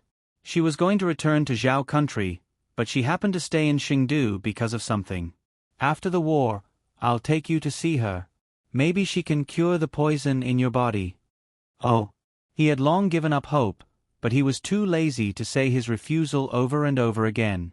Otherwise, he would be persuaded not to refuse again. In any case, he might not be able to live to see the day he returned to Shang City. Gu Jiao asked him, "Will you go back to Cuyong with me tomorrow?" Shang Guanqing said lightly, "You go back first." Gu Jiao turned back to look at the only pure land in Pu City that had not been affected by the flames of war. She looked at the children running around, laughing and laughing. The villagers worked while talking and laughing. The ghost soldiers were wrestling and practicing martial arts in the open space in front of the door. She couldn't leave here. Shang Guanqing had collected his emotions, and the strangeness in his eyes had faded. He turned around and lay down again, biting the green foxtail, and said carelessly, "Don't tell my mother about what happened to me in Ghost Mountain. I'll go see her in a few days." "Okay." Gu Jiao agreed. "I won't tell your mother. I'll only tell your father." The latest chapter of this book is not finished yet. For more exciting content, please scan the QR code below to download the app. The novel is more complete and updated faster. Millions of novels are free to read. There are novels with connotations that can't be found on the internet here.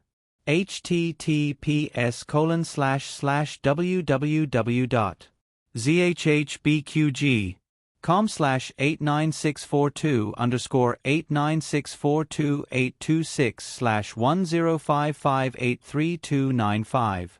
HTML Genius remembered the website address in 1 second. www.zhbqg.com Biku Gu mobile version reading website, zhbqg.com. Chapter 857. The latest chapter of this book is not finished yet. For more exciting content, please scan the QR code below to download the app. Novels are updated at a faster rate. Millions of novels are free to read. Novels with a deeper meaning that cannot be found online are available here. Pu City, in the middle of the night. Jie Xingzhou and the swordsman brought Min Hongyi's corpse back to the city lord's residence. Gu Jiao's silver spear had pierced Min Hongyi's heart, killing him on the spot. The swordsman pulled out the silver spear from his body and only brought his corpse out. His corpse was covered with a white cloth and carried into the reception hall of the city lord's residence. A man dressed in a silver brocade robe walked in. He was about 30 years old and had a cold face. His eyebrows were thick and high. When he was not angry, Shi Yi gave people a sense of unapproachable sharpness. His appearance was on the handsome side, which occasionally weakened his fierceness. However, if one underestimated him because of this, one would die soon. He was the most warlike man in Jin. Min Hongyi was not worth mentioning compared to him. However, ordinary experts were not worthy of his attention. Fierce generals like Shenyuan Li and Shenyuan Cheng were his ultimate targets. "My lord." When Jie Xingzhou saw the person who came, he hurriedly turned around and bowed respectfully. Gong Sun Yu had his own aura. He strode over to the corpse covered by the white cloth and gestured with his hand. Jie Xingzhou knelt on one knee and removed the white cloth covering the corpse's head, revealing Min Hongyi's bloodied face. Gong Sun Yu's expression did not change at all. Jie Xingzhou pulled the white cloth down to his ankles, exposing all of Min Hongyi's injuries. The fatal wound was the spear in his chest. Apart from that, his abdomen was hit by a poisonous hidden weapon. His thigh was pierced by a spear and twisted. Jie Xingzhou did not go into detail about those minor wounds, but these were already shocking enough. Min Hongyi was an expert of Jin and the #1 swordsman under Gong Sun Yu. His skills were profound, and even Jie Xingzhou could not guarantee that he could injure him to this extent. Gong Sun Yu waved his finger. 2 guards walked forward and covered the corpse with the white cloth again. They then carried the corpse and the stretcher out. Gong Sun Yu came to the main seat, lifted his cloak, and sat down. With a cold look in his eyes, he asked, "What exactly happened?" Only Gong Sun Yu, Jie Xingzhou, and the surviving swordsman were left in the parlor. The swordsman was the first witness, so he should be the one to reply. However, Jie Xingzhou had been negligent this time, so he took a step forward and cupped his hands in apology. "Reporting to my lord, it's my fault. This subordinate shouldn't have stayed outside the Ghost Mountain to coordinate with Min Hong. If this subordinate had led the troops with him, perhaps such a tragedy wouldn't have happened. Gong Sun Yu wasn't someone who cared about the process. He cared more about the outcome. In the end, Min Hongyi died.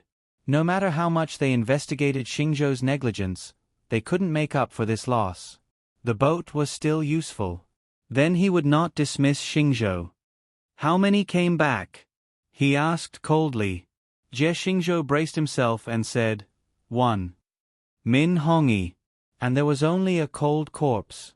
500 of his men had been completely wiped out in the forest. Not even a single strand of hair had been brought out. The Ghost Mountain.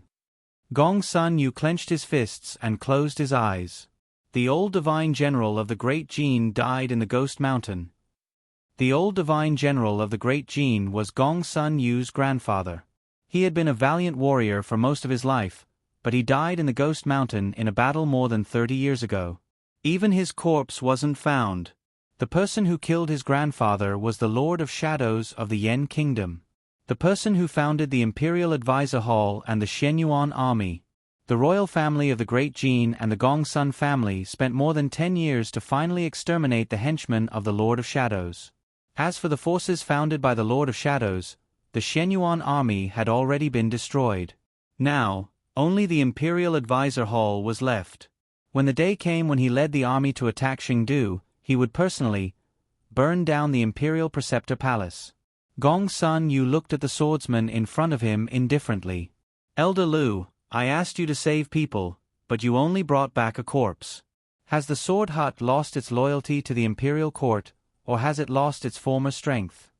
The swordsman who was addressed as Elder Lu said in a neither servile nor overbearing manner, although I don't want to admit to the 2 points you mentioned, if you insist on thinking this way, I have nothing to say. This time, the Sword Hut has suffered heavy losses in the attack on the Great Jin. Elder He and 2 inner disciples died in Suyang, while Elder Fong died in the Ghost Mountain to save Min Hongyi. I didn't even bring back Elder Fong's corpse. Gong Sun Yu said bluntly, it seems that the Sword Hut without Shirtian and Anhun is indeed deteriorating. Elder Lu smiled faintly and said sarcastically, it's not that the situation is getting worse. It's just that the Yen Kingdom has a few very powerful masters. We underestimated their strength and didn't send more powerful swordsmen. Speaking of which, I'd like to ask General Gong Sun why you don't even have clear information about the enemy. If you had told me earlier that they had such experts, I would have made other arrangements. Gong Sun Yu clenched his fists. Experts? Humph, they're just a bunch of bandits. He didn't like Elder Lu's sarcasm, but the Sword Hut's position in the Great Jin was very special.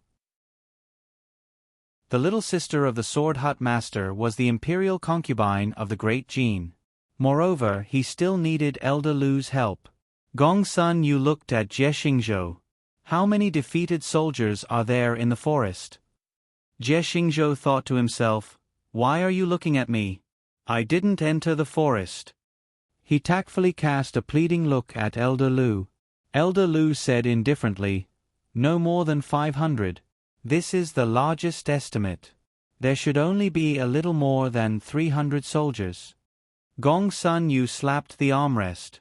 300 soldiers and they dare to play tricks on the Ghost Mountain. This was a disgrace. A disgrace to the entire Great Jin army. 500 elite soldiers led by a mighty general of the Great Jin nation were actually defeated by 300 stragglers who had become bandits. Jie Xingzhou. Gong Sun Yu's gaze was cold as he gripped the armrest tightly. Here. Jie Xingzhou cupped his fists. Gong Sun Yu said, tomorrow morning, bring 20,000 soldiers and flatten the Ghost Mountain. Jie Xingzhou was stunned. Dispatching 20,000 soldiers to deal with 300 people was like using a butcher's knife to kill a chicken. But on second thought, he could understand the general's decision. The old great general died in the Ghost Mountain, causing the Great Jin army to suffer a great loss. They didn't dare to go to war with the Yen Kingdom for more than 10 years. The Ghost Mountain was a place full of hatred for the general.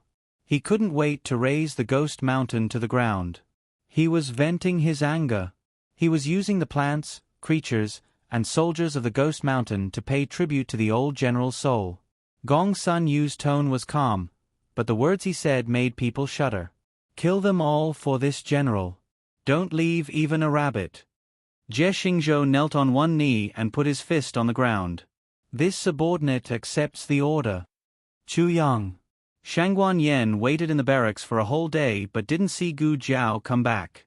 She paced back and forth in Gu Jiao's tent. Huan Er sat on the side and supported her head with one hand. She knocked on the table like a chicken pecking rice. She hurriedly stood up. This servant was wrong. Go to the door again. Shangguan Yen said. Yes.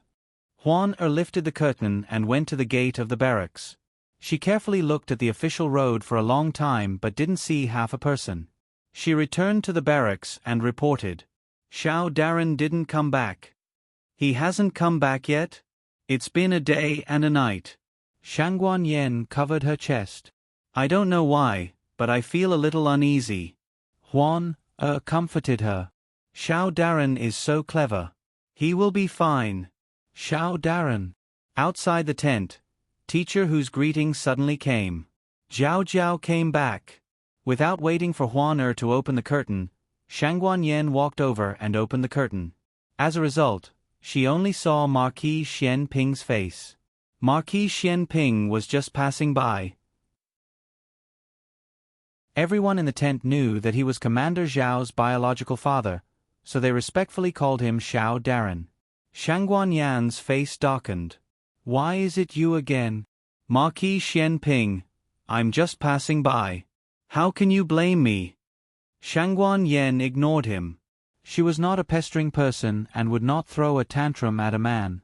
Marquis Xian Ping said with a smile that was not a smile. What? Do you miss this Marquis' son? Is Zhao Jiao your son? Shangguan Yen glared at him and turned to enter Gu Jiao's tent. Marquis Xian Ping helplessly touched the bridge of his nose. Women are really hard to understand. He shook his head and returned to his own tent. While walking, he muttered. Where did that surnamed Tang take this Marquis' son? Why hasn't he come back yet? There was no fun in the barracks. In addition, they were going to attack the Liang army tomorrow morning. In order to conserve energy, Marquis Xian Ping went to bed early. In the middle of the night, he dreamt in a daze.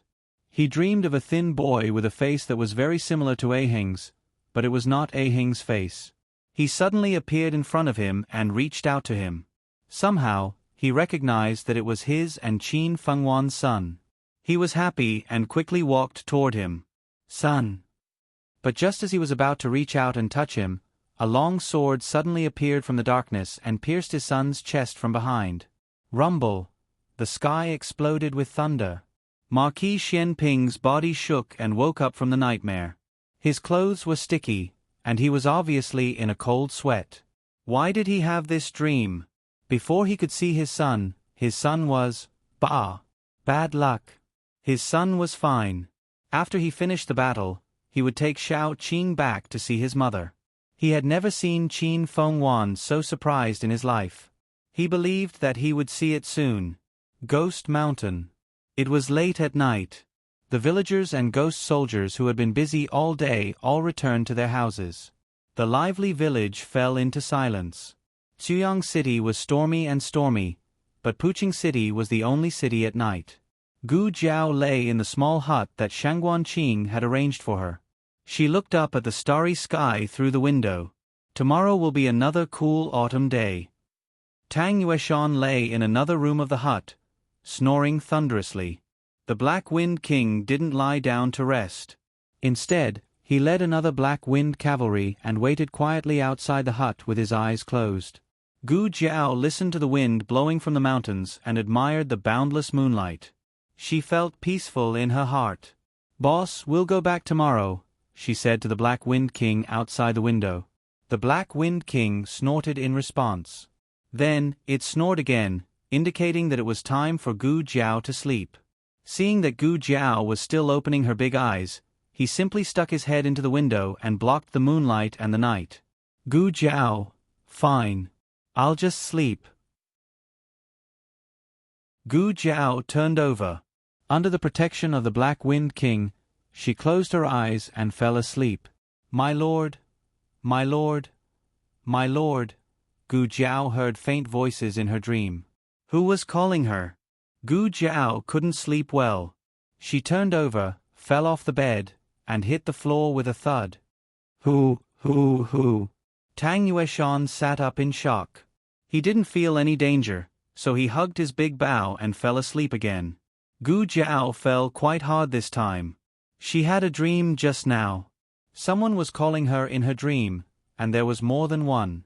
Some called her, my lord, and some called her. She didn't hear anything else. She woke up from the fall. The Black Wind King poked his head in. I'm fine. Gu Jiao stood up with a big bump on her head. With this fall, her drowsiness was completely gone. The moon was bright in the first half of the night, but the second half of the night was covered by dark clouds. It's going to rain soon. It was very stuffy in the hut. Gu Jiao came out to get some fresh air. She stood by the Black Wind King's side, admiring the mountain range that was dyed black by the night. Suddenly, her little head subconsciously looked towards the east. The Black Wind King happened to be standing on the east side. He pressed his head against hers. Don't look. Gu Jiao looked again. The Black Wind King pressed against her again. Gu Jiao jumped up and lay on the back of his horse. She kept looking. She blinked and said, Boss, shall we go to the back of the mountain? The Black Wind King, who couldn't control his naughty child, snorted helplessly. The Black Wind King carried Gu Jiao to the back of the mountain. There was a formation in the forest, and the ghost soldiers were on guard there. There were no ghost soldiers patrolling the village. The Black Wind King walked very softly, not waking any of the villagers. In order to prevent the villagers from entering the back of the mountain, Shangguan Qing ordered people to build a row of fences that were as tall as a person. The Black Wind King jumped over easily. Gu Jiao patted his mane and said proudly, Boss, you're awesome. The Black Wind King said, Don't flatter me. The Black Wind King and Gu Jiao arrived at the foot of the mountain. Gu Jiao got off the horse and looked at the dark mountain. She muttered, The back of the mountain is so big. Where is the Ghost King? Forget it, let's go in first. They went up the mountain and walked into a dense forest. This forest was rarely visited by people, and the vegetation was much more lush than in the front of the mountain. A venomous snake slithered down from the tree branch and flicked its dangerous tongue at Gu Jiao. Gu Jiao raised her hand and grabbed it. The poisonous snake. Gu Jiao had no interest in this kind of small poisonous snake, so she threw it away. The man and the horse went on for a while. Gu Jiao didn't think it would be so easy. Unexpectedly, she saw a graveyard as soon as she came out of the forest. At the top of the graveyard sat a motionless general, who was holding a long sword and wearing armor. He was as if he had been petrified. The 3-foot-long sword in his hand was shining coldly, as if it weighed 1,000 pounds.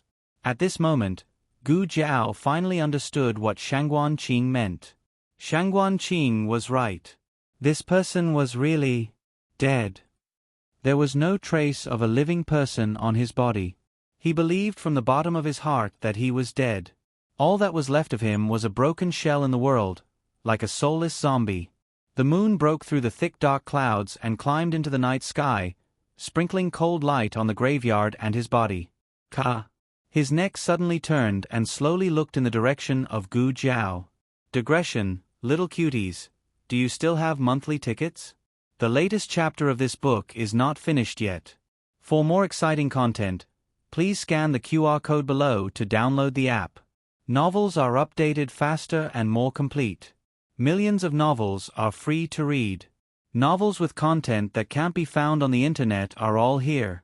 https://www.zhbqg.com/89642-826/10558296. HTML Genius remembered the website address www.zhbqg.com. Biku Gu mobile reading website M ZHHBQG. Come. Chapter 858. Please scan the QR code below to download the app for more exciting content. Novels are updated faster. Millions of novels are free to read. Novels with content that can't be found on the internet are all available here. A person and a horse stood at the entrance of the graveyard. Gu Jiao faced the moonlight and her whole face was exposed under the moonlight. It was a clean and lively face, in sharp contrast to the man's shriveled cheeks that were covered with dirt and blood. He was wearing a rusty armor and a rusty helmet. His whole body was spotless and shiny except for his 3-foot-long chest. His eyes were filled with an endless aura of death, like a bottomless black abyss. Being stared at by such a pair of eyes, even Gu Jiao felt oppressed. This was a man that she didn't want to fight with, because he was too strong. But sometimes, the more one was afraid of something, the more it would happen. Shangguan Qing once said that the Ghost King wouldn't hurt weak people. Gu Jiao didn't have any internal strength, so under normal circumstances, no one could detect that she knew martial arts. But obviously, this Ghost King was an exception. A sharp murderous aura burst out from his lifeless eyes, and then his slow body turned around. His agility seemed to have increased 100 times in an instant. His hands formed into claws, and he used his internal strength to grab and swing in the air. Gu Jiao only felt an invisible hand choking her throat, and then she was pulled up and thrown out. Gu Jiao's waist hit a big tree, and the crows on the branches were awakened. They fluttered their wings and fled their nests.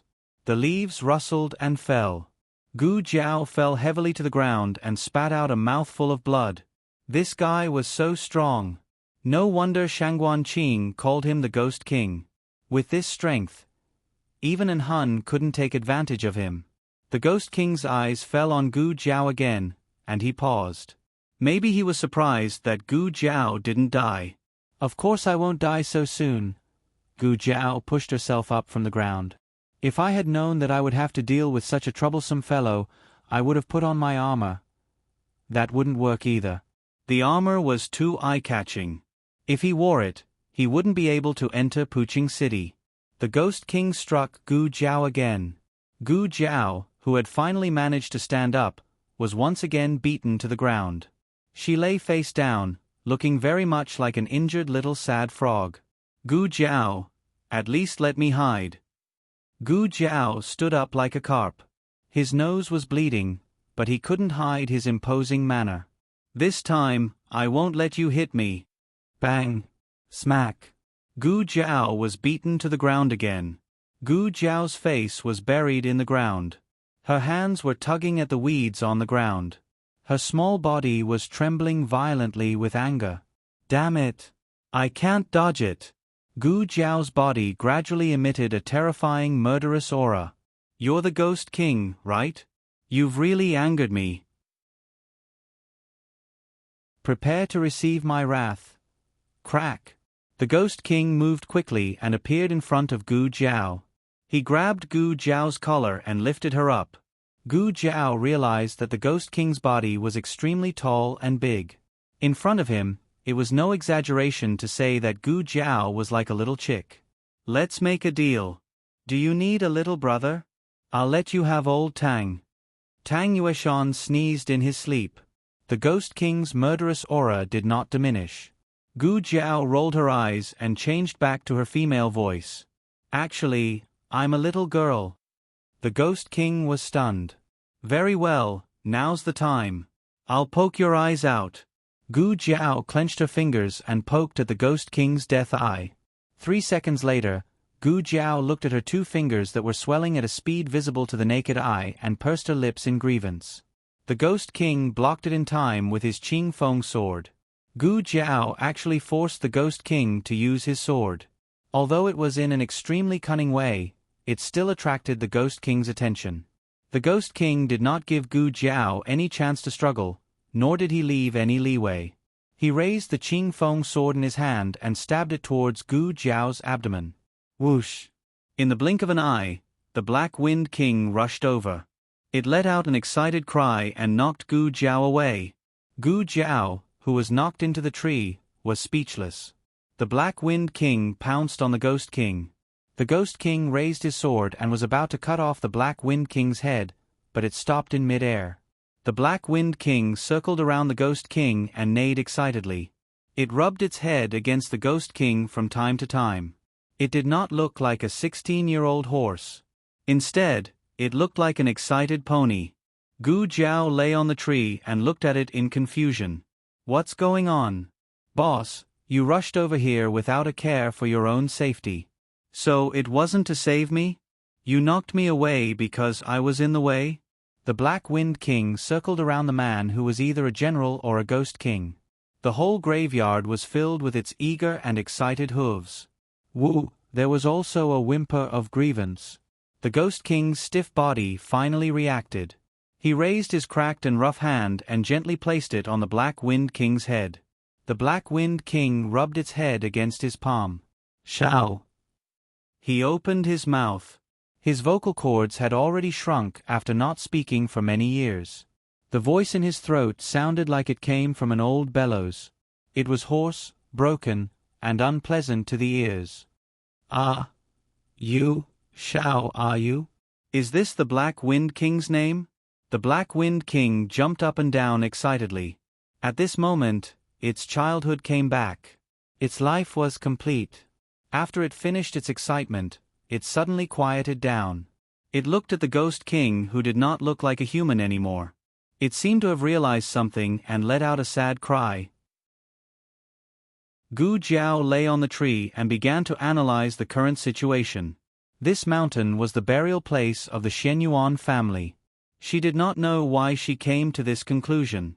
In fact, based on the information she had, it was impossible to infer this point. "I seem to be very familiar with the Ghost Mountain," Gu Jiao murmured to herself. In the dream where she foresaw her ending, she did not have any interaction with the Ghost Mountain.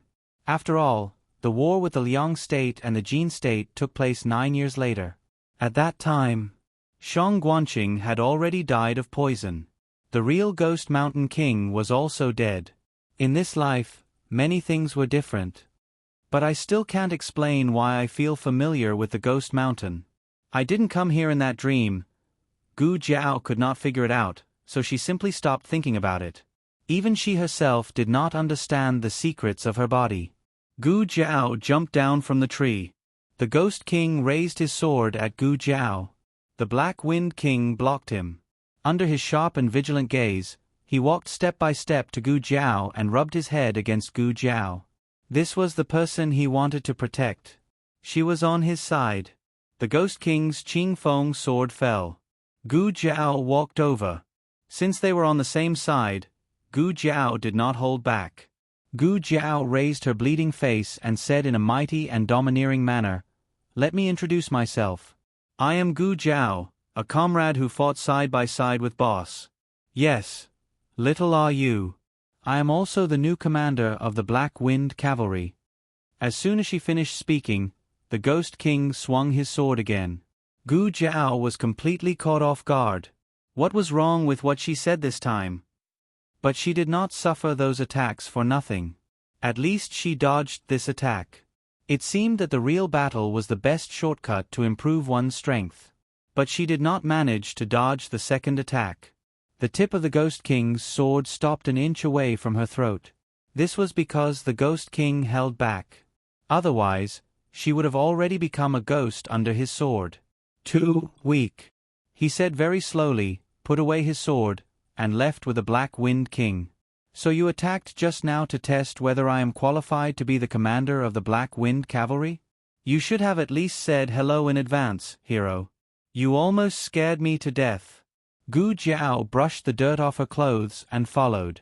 On his left was the Black Wind King, and on his right was Gu Jiao. Gu Jiao hesitated and asked, "Are you from the Shenyuan family?" He ignored Gu Jiao. When he was not attacking, his movements and expression were very slow, as if it was very strenuous. Did he think that a dead person walked like this? He did not answer. Gu Jiao did not find it strange. This person had been isolated from the world for many years and had long forgotten how to communicate with others.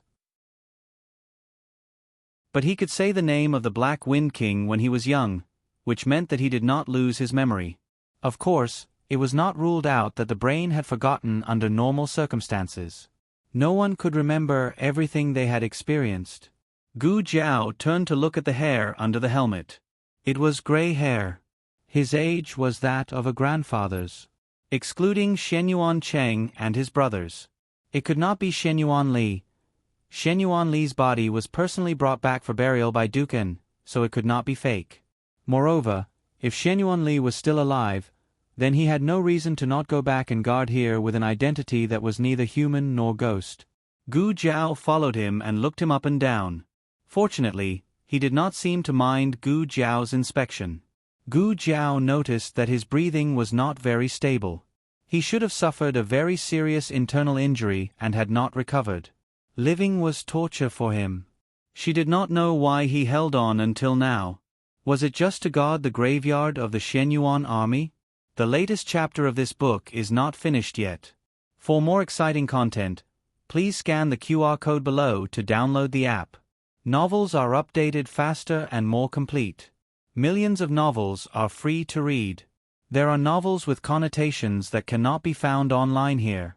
https://www.zhbqg.com/89642-82642-826/1055603884. HTML Genius remembered the website address in 1 second.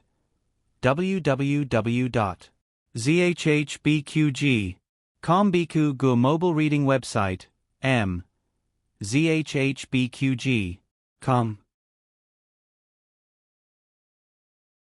Chapter 859. The latest chapter of this book is not finished yet. For more exciting content, please scan the QR code below to download the app. Novels are updated faster. Millions of novels are free to read. Novels with content that can't be found on the internet are all available here. As Gu Jiao thought about this, she slowed down and fell slightly behind. She wasn't in a hurry to catch up. Instead, she looked up at him and the Black Wind King. There was no doubt that only the Shenyuan family could make the Black Wind King so excited. Therefore, regardless of whether he answered or not, Gu Jiao was so sure. As for who he was from the Shenyuan family, Gu Jiao had a vague guess in her heart, but she needed further confirmation. The Ghost King brought a person and a horse. Or to be exact, the Black Wind King. Gu Jiao was just along the way. She was now the Black Wind King's little follower. After walking for a long time, they exited the forest and entered another forest. They even crossed a small stream and arrived at another mountain. Gu Jiao didn't understand where he wanted to take them, and she felt that he was going in circles. Gu Jiao voiced the doubt in her heart. Where do you want to take us? Are we going to where you live? Tell me the direction, and I'll find it myself. I promise I won't go in circles. The Ghost King paused for a few seconds, probably thinking about how to say those words. Then he thought of something and said slowly, "Look at the scenery." He wanted to take little Yu to see the scenery behind the mountain. Gu Jiao was speechless. Can we not see the scenery? Objection overruled. Gu Jiao was sleepy, so she rode on the Black Wind King's horse and fell asleep. When she woke up, she found that she was no longer in the forest, but in a spacious cave.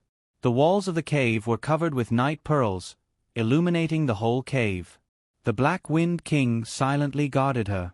As for the Ghost King of the Shenyuan family, he wasn't there. Gu Jiao thought that he went to guard the graveyard again, so she stood up and went out to look for him. As soon as she reached the door, she saw him sitting outside the cave in the same posture as he did at the graveyard. Gu Jiao saw that there was no repulsive murderous aura around him, so she walked over and sat down beside him. The Black Wind King also walked out silently, looking as if he was going to keep an eye on his little brat so that he wouldn't be bullied by his old master. Gu Jiao asked, "Well, can I take your pulse?" "That's how polite you are when talking to big shots." "I'm a doctor," Gu Jiao said. He did not refuse. Gu Jiao took his arm and placed 3 fingers on his wrist to check his pulse. "His pulse is very strange."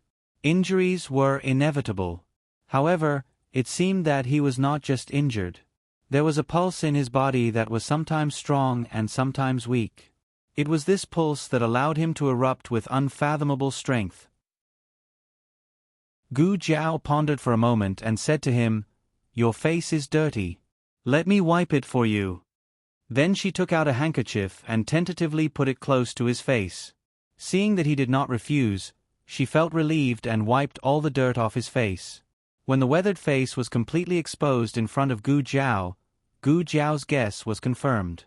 "I saw your portrait in the library of the State Master's palace." "You are," Gu Jiao called out his name. Hey, wake up. Where is that guy?" In the small hut, Tang Yueshan was shaken awake by Shangguan Qing. Tang Yueshan could understand a little of the language of the Yan kingdom, but he could not speak it well. What? He asked in the language of the Zhao kingdom. Shangguan Qing switched to the language of the Zhao kingdom in a second. "I ask you, where is your companion?" Who are you?" Tang Yueshan fainted when he entered the forest and woke up just now. He had no idea what had happened and did not realize that he had met someone who could speak the language of the Zhao kingdom in the territory of the Yan kingdom. "Alas, forget it." Shangguan Qing sighed. "I'd better look for him myself. That guy probably went to the back of the mountain." Tang Yueshan looked at Shangguan Qing's back and did not understand what he was talking about. "Hey, did you see my companion?" "A guy in cyan with a red birthmark on the left side of his face." Shangguan Qing waved his hand. "Maybe he went to the back of the mountain. I'm looking for him too." Hearing this, Tang Yueshan did not have time to sleep. He quickly sat up and followed Shangguan Qing with his precious bow and arrow. The night wind blew and Tang Yueshan woke up a little. They were in a small village in a valley, and the forest in front of them was the place where he and Gu Jiao were ambushed. "Little brother, may I ask what happened just now?" he asked politely. Shangguan Qing said, "You and your companion were saved by me. Unfortunately, your companion was not obedient. I told him not to go to the back of the mountain, but he sneaked there in the middle of the night." Tang Yueshan was relieved when he heard that Gu Jiao was fine. Sneaking to the back of the mountain was nothing. There was no place in the world that the girl did not dare to go. The more you told her not to go, the more she wanted to go. Next time, just tell her to go to the back of the mountain. She would be too lazy to go. Tang Yueshan complained in his mind. Suddenly, he thought of something and turned to Shangguan Qing, who was wearing a mask, and said, "Little brother, you speak the language of the Zhao kingdom well. Are you also from the Zhao kingdom?" Outside the cave, Gu Jiao fixed her eyes on his face. He looked a little different from the middle-aged man in the portrait. He had experienced many vicissitudes of life, but his outline and strength of character were the same as before. Gu Jiao called him again. Probably because he had not heard this name for many years, he was in a trance. After a long time, he murmured, "Xian Yuan Qi." Gu Jiao told him with certainty, "Yes, you are Xian Yuan Qi." "Dead," he said. Gu Jiao nodded. "That's right. Xian Yuan Qi is dead, but there is a second Lord of Shadow in the world." Dark shadow. Confusion appeared in his eyes for a moment. It seemed that he had been guarding the graveyard alone for too long. His mind was a little absent-minded. Although he did not lose his memory, many of his memories were faded and confused. Shenyuan Li was the Grand Marshal, and Shenyuan Qi was the Grand General. Both of them were unyielding men of the Shenyuan family. They were the existence that made Jin and Liang tremble with fear. It was really sad that he had fallen into this situation. Gu Jiao said softly, "It's okay. Think about it slowly." He really began to think about it carefully. During this time, Gu Jiao did not disturb him. Liaochen had always believed that Long Yi had killed Shenyuan Qi, but in fact, Shenyuan Qi was not dead. Gu Jiao was very curious. What happened between Long Yi and Shenyuan Qi back then? Also, why did he believe that he was dead? Why was he not willing to let his corpse be buried in the ground? He closed his eyes and completely entered a state of selflessness. Gu Jiao waved her hand in front of his eyes. No reaction. If I sneak attack you now, can I succeed? As Gu Jiao said, she stretched out 2 fingers and poked at his eyes. He did not dodge in any way. Gu Jiao's fingers stopped an inch in front of his eyes in time. You're right. Forget it, think about it. No one will come to the back of the mountain anyway. As soon as she finished speaking, there was a sneaky sound of footsteps on the path in front of them. Gu Jiao looked at Shenyuan Qi, who was meditating beside her, and motioned for the Black Wind King to stay here while she went over to take a look. This cave was remote. She had to pass through the narrow gap between the 2 cliffs in front of the open space and push through a patch of bushes and thorns to reach the path outside.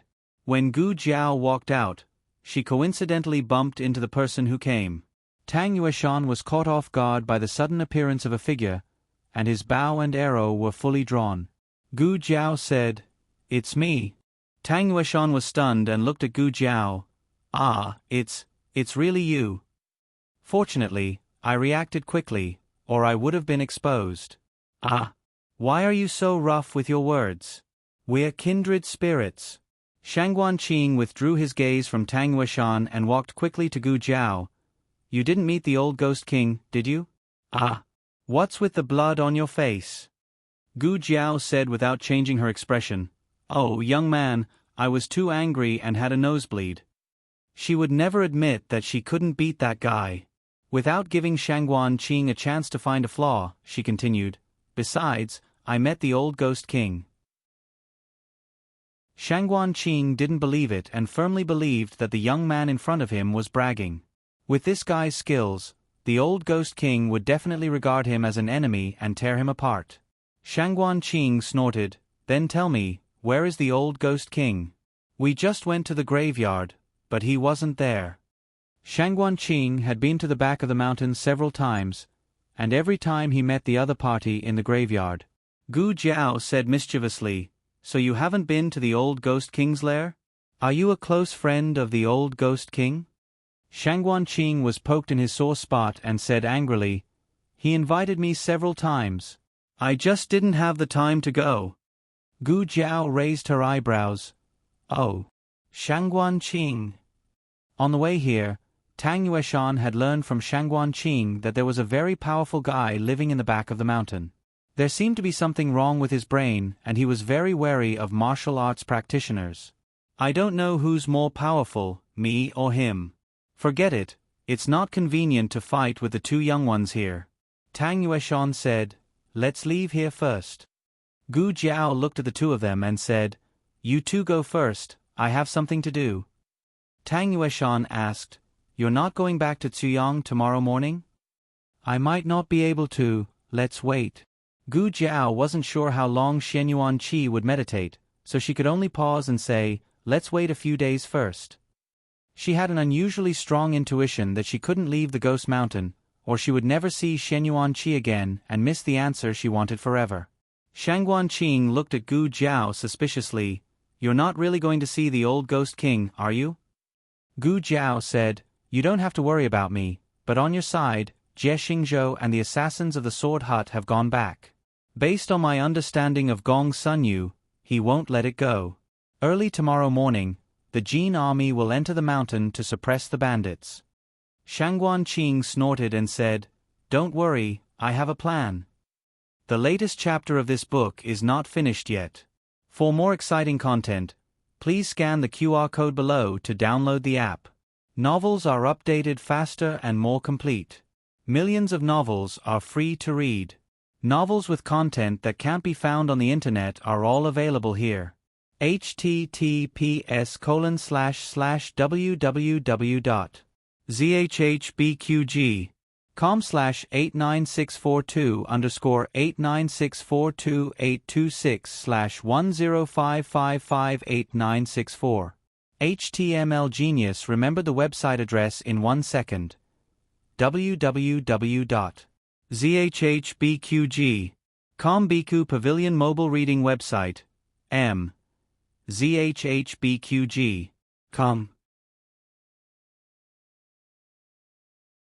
Chapter 860.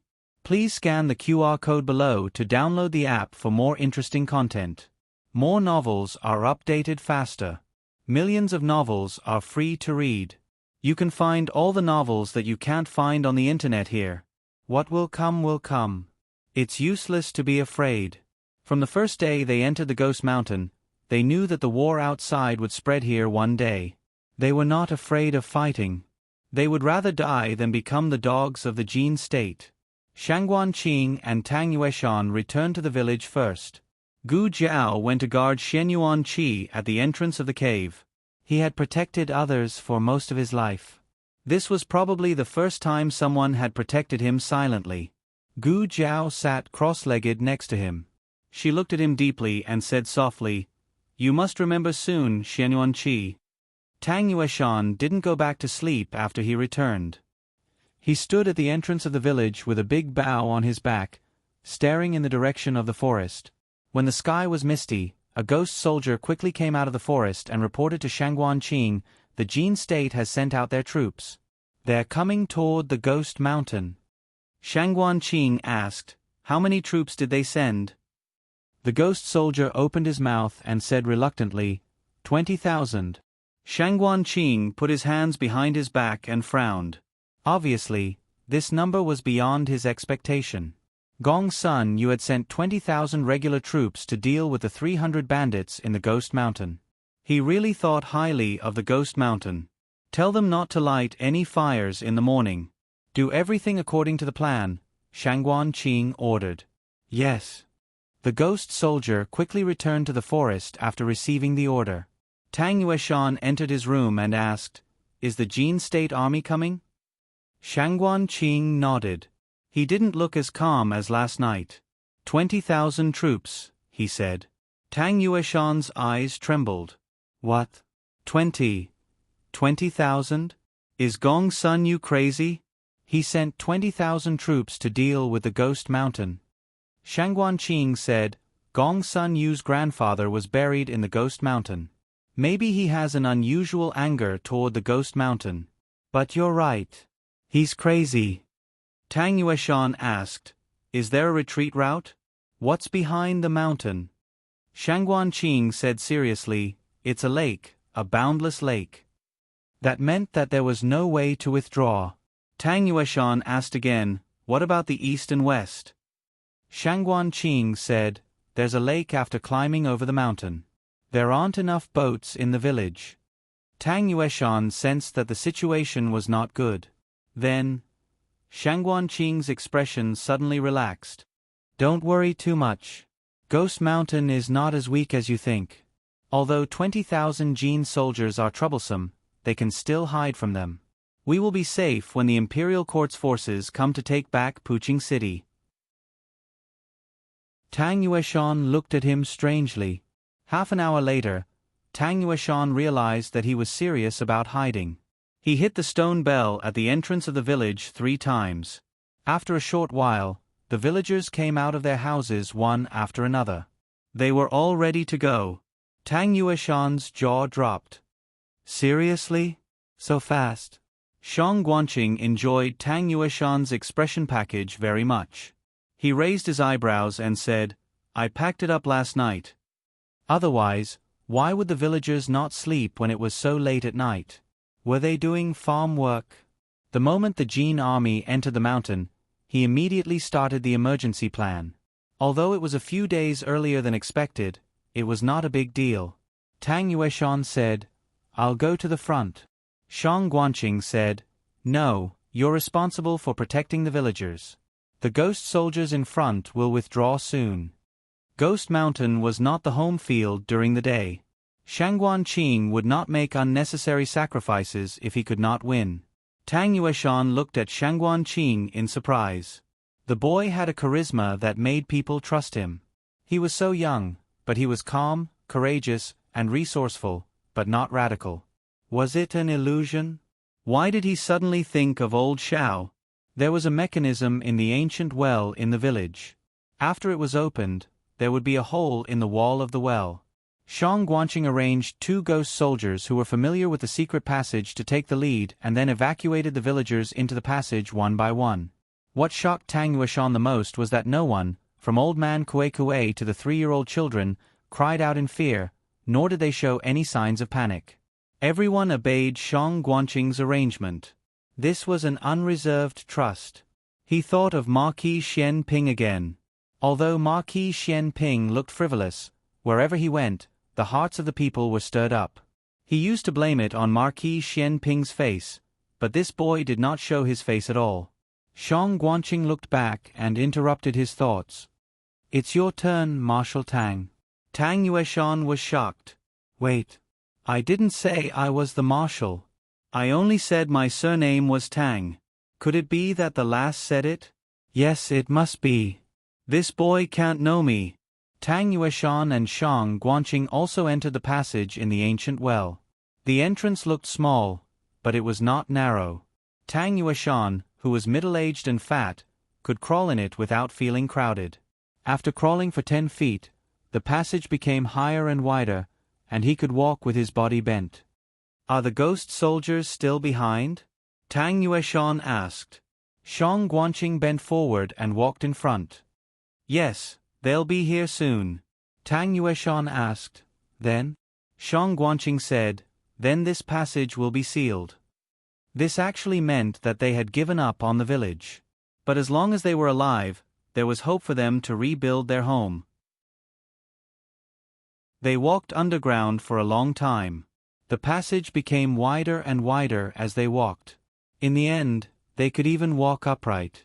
The candlesticks on the walls of the passage had been lit, and the light reflected on everyone's faces. Tang Yueshan followed at a moderate pace. He thought of something and asked, "By the way, there was a passage in the forest where the battle took place yesterday, right? What if the Jin army found it?" Shang Guanqing paused and sighed. "Then it would be terrible." Jie Xingzhou led 20,000 soldiers into the Ghost Mountain, accompanied by Elder Lu of the Sword Hut and 2 disciples who were good at martial arts. Jie Xingzhou and his team rode horses, while the others walked.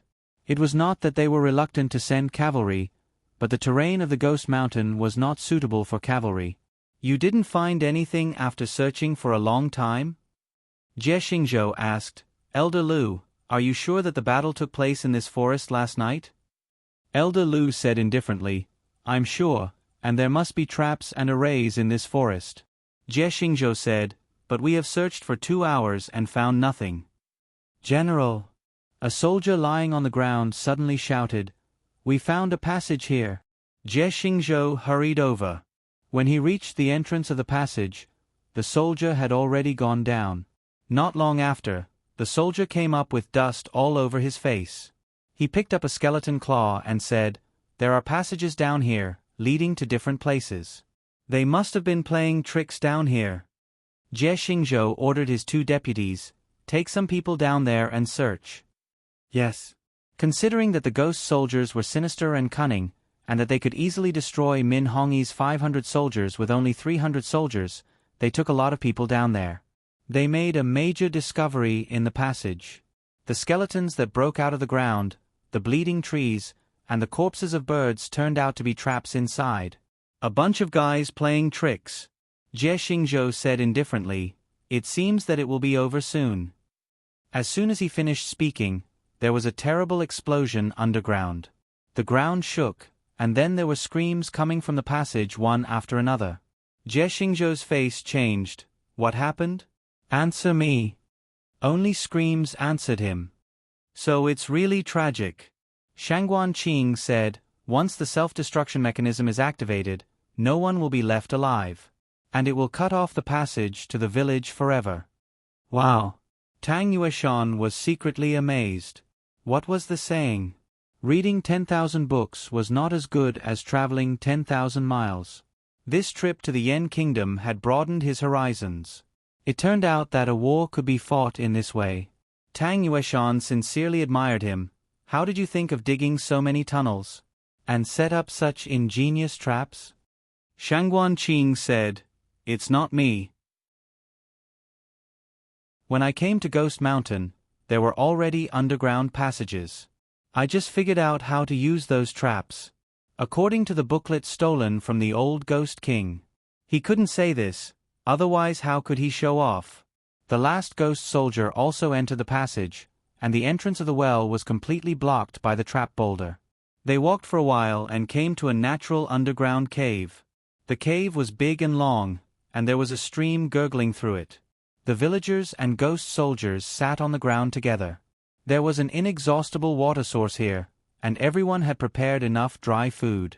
It was not a problem to hide for a month. If he hadn't seen it with his own eyes, Tang Yueshan wouldn't have believed that there was such a marvelous project in the world.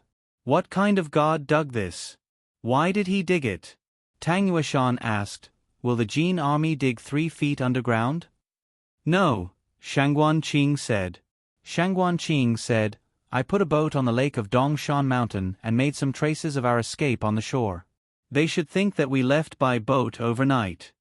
No wonder you told everyone not to make a fire in the morning. If they made a fire in the morning, the Jin army would know that they were still there last night. Then the boat on the lake couldn't have gone far. But if they escaped overnight, it was not strange that they couldn't see the boat on the lake. The little Ghost King's plan was really flawless. Old Xiao, I found a guy as cunning as you. When I take him back and take him as my godson, let's see if you can still show off in front of me in the future. Tang Yueshan said again, the back of the mountain, Shangguan Qing said. You've been there yourself. The Ghost King's lair is very hidden. The Jin army can't find it. That was true. Then the next step was to wait in the cave. They would wait for the Jin army to leave voluntarily, or the imperial court to attack and force them to leave. The latter was more likely. Old Xiao, we are trapped in Ghost Mountain. You must come quickly. Digression, third watch. Please give me a wave of monthly votes. Moi, the latest chapter of this book is not finished yet. For more exciting content, please scan the QR code below to download the app. The novel is more complete and updated faster. Millions of novels are free to read. There are all kinds of novels that can't be found on the internet here.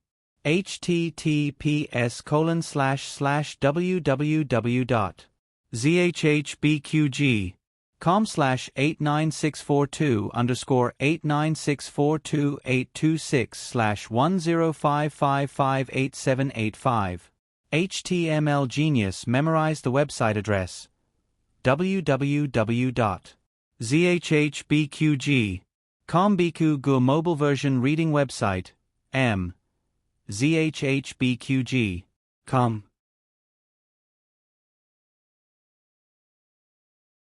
Chapter 861. The newest chapter of this book is not finished yet. For more exciting content, please scan the QR code below to download the app. Novels are updated even faster. Millions of novels are read for free. Novels that cannot be found on the internet are all available here. After losing hundreds of men in the forest, Jie Xingzhou's expression became ugly. If it was said that he was following orders to suppress the bandits earlier, and not to avenge Min Hongyi, then right now, he really wanted to ferret out those cunning fellows and kill them one by one. Daring to fool him, Jie Xingzhou, they were really tired of living. Later on, he increased his guard and brought in soldiers from the city who were proficient in divination.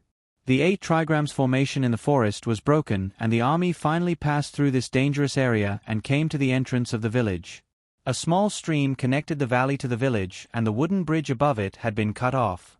However, the river was not wide and it was not a problem to build a temporary wooden bridge. I'll have to trouble Elder Lu, Jie Xingzhou said. Hang. Elder Lu sat on the horse and turned his head, gesturing to the 2 disciples behind him. The 2 disciples understood and pulled out their swords from their waists. Then, they chopped down the 2 big trees at lightning speed and split them in half. Jie Xingzhou's deputy general called over a few capable soldiers and used ropes to tie the wood together. The curved parts were embedded in the mud and spears were used to fix the 2 sides to prevent the wooden bridge from flipping over. This process only took half an hour and could be said to be extremely fast. The Jin army's war horses could not cross such an unreliable, dangerous bridge, and could not cross it like the Black Wind King. Jie Xingzhou and his men could only dismount and walk across the bridge. A deputy general said, I heard that the Yen country's Black Wind Cavalry is very strong. Once we beat them, I'll capture the Black Wind King and give it to General Jie. Jie Xingzhou did not reply, but he was a little tempted. The Black Wind Cavalry was the strongest cavalry of the 6 countries. Other than the cavalry's combat skills, their war horses were 1 in 10,000. Especially the Black Wind King, they were simply war gods among horses. When he was young, he once had the opportunity to witness Shenyuan Li's Black Wind King. He was so scared that he couldn't sleep for 3 days. Even now, when he thought about it, his heart still palpitated. Of course, he wouldn't be frightened by a horse anymore.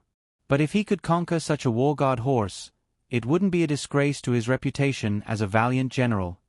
I wonder if my lord is interested in the Black Wind King. If she is, then there's basically no chance for me.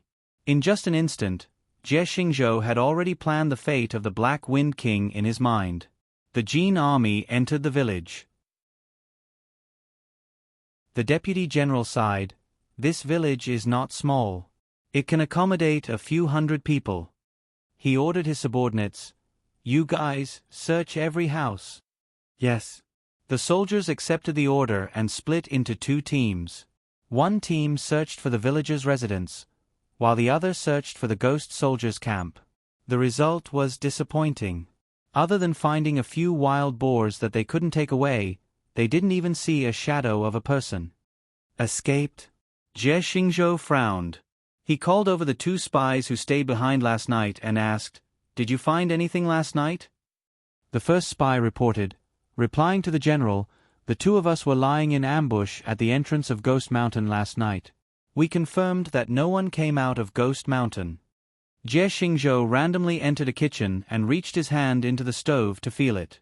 It was cold. He ordered, "Check the other stoves." Yes. The soldiers checked one by one. None of the stoves had any temperature. With the current weather, if a fire was lit in the morning, the stove would still have some residual heat. Suddenly, another soldier walked over quickly. He cupped his fists and saluted. "General, there's a discovery on the eastern mountain." Jie Xingzhou brought his subordinates to the location the deputy general mentioned. The Green Mountains were surrounded by sparkling water. The lake stretched as far as the eye could see. Ghost Mountain was surrounded by water on 3 sides. There was only one entrance, which was the southern mountain. At this moment, on the shore of the eastern mountain, everyone found a large number of footprints and traces of ships that had docked there. There were even some scattered items such as shoes and purses. There was also a small boat on the shore. The bottom of the boat was leaking. Judging from the new cut on the wooden planks, it was newly left behind. Combined with the evidence that there was no fire in the stove in the morning, everyone could not help but imagine the scene of the villagers escaping in the night. It was dark, they could not see the road, dropped things all over the ground, and even accidentally damaged the small boat. Everything was reasonable. There was no other explanation. If Min Hongyi was here, he would definitely lead the army to the other side of the lake to catch the villagers. However, Jie Xingzhou was not so simple. Zhong Cheng. He called his deputy general. "Where is the other side of the lake?" "I have not been there either," Zhong Cheng said. He was a spy planted in Pu City by the Jin Kingdom. He was very familiar with the terrain of Pu City, except for Ghost Mountain, which was like a forbidden area. Jie Xingzhou said, "Repair the boat and send 2 people who know how to swim over to look for them." Yes. Regarding Jie Xingzhou's decision, Shangguan Qing had already predicted it. Shangguan Qing was not worried at all. This was because there was only a small boat here. It could only seat 2 to 3 people at most. The lake was very big. There were green mountains on both sides of the lake. At the end of the green mountains, there was a very steep waterfall. Those who had not been there would not be able to return. Of course, with Jie Xingzhou's intelligence, he would not only make one plan. As expected, Jie Xingzhou immediately instructed the remaining deputy general. "You guys have to look around. You have to search every mountain. Pay attention to the hidden caves and entrances. Don't miss any clues." Everyone received the order and dispersed. Gu Jiao sat at the entrance of the cave. She already knew that the Jin army had entered the mountain. She also heard the sounds of Shangguan Qing leading the villagers to leave. At this moment, the Jin army was wantonly searching. She did not know if they would find any clues. 2 Jin soldiers pushed aside the bushes outside the crevice. From the outside, it looked like no one could enter the crevice. The 2 took out their swords and poked inside. Then, they left in disappointment. Wave after wave of Jin soldiers came, but they did not find the cave behind the crevice.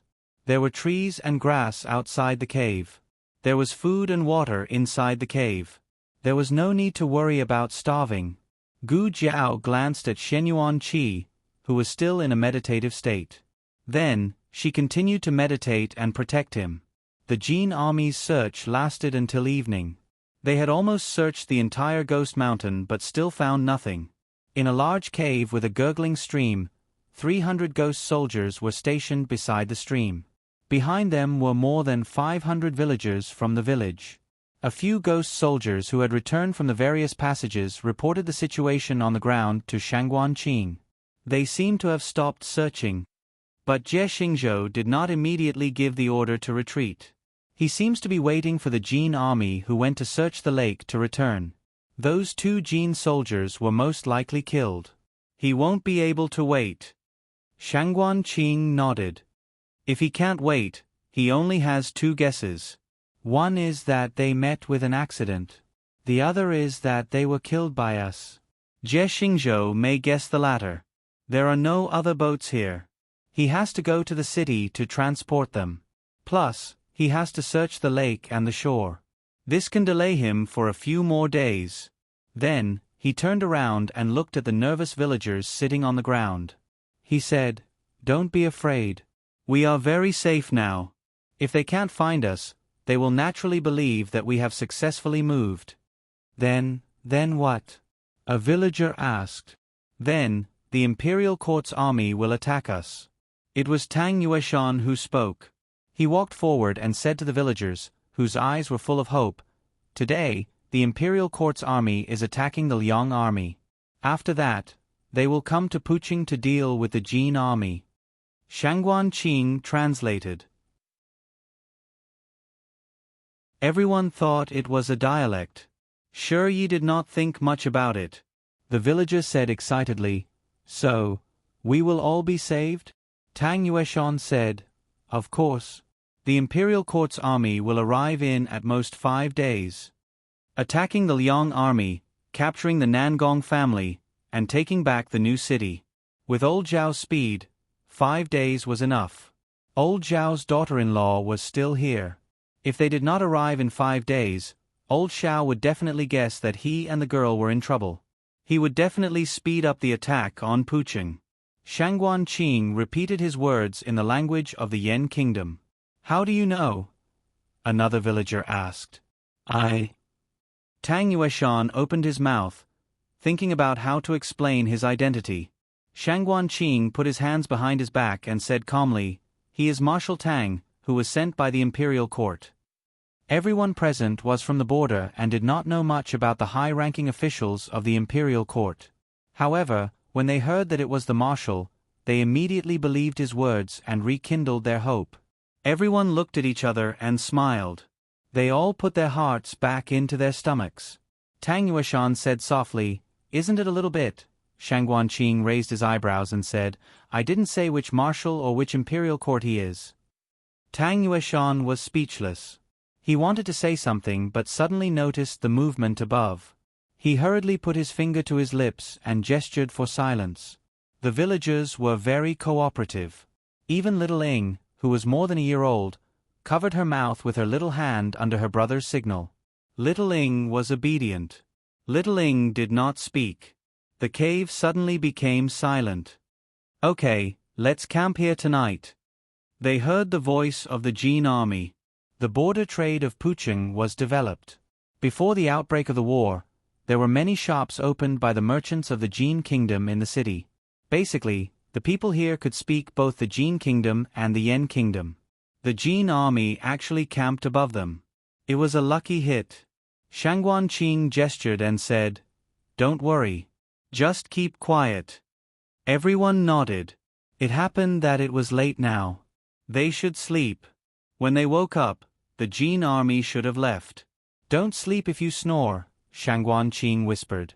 Tang Yueshan just lay down with his bow and then sat up with a dark face. At night, everyone on the ground and underground fell asleep. Ghost Mountain fell into silence. Tang Yueshan did not dare to sleep too deeply. He found an open space with his bow and sat down. He leaned against the wall and closed his eyes from time to time. In the middle of the night, he heard an unusual sound. It seemed to be a painful groan. He frowned and looked in the direction of the sound. With the light of the luminous pearls on the wall, he saw that it was a pregnant woman with a big belly who was groaning in pain. Tang Yueshan remembered that she was the mother of the little girl, Little Ing. Her husband was killed by the Jin army in Pucheng. She was rescued by Shangguan Qing and brought back to Ghost Mountain with her son and daughter. The ghost soldiers on duty were patrolling somewhere else. Tang Yueshan was the only one awake at the moment. Tang Yueshan looked at her in confusion. He did not understand what had happened to her. The next second, Tang Yueshan saw that she took out a dagger and cut her own neck with her teeth clenched. Tang Yueshan's heart skipped a beat. He flashed over and grabbed her wrist. He lowered his voice and asked, "What are you doing?" The moment she took out the dagger, he almost thought that she was a spy. Who knew that she was going to commit suicide? The woman's surname was Zhang. She was soaked in cold sweat and her face was pale. Tang Yueshan vaguely realized something. He looked at her painful expression and her bulging belly. You're not going to give birth, are you? What's going on? Shang Guanqing woke up from his sleep and walked over. He looked at the water stains under the woman's dress and frowned. He said calmly, "The water broke. The baby is going to be born." Mrs. Zhang was only 8 months pregnant. It was not the expected date. Maybe it was because of too much pressure that she gave birth prematurely. Mrs. Zhang endured a wave of terrible pain.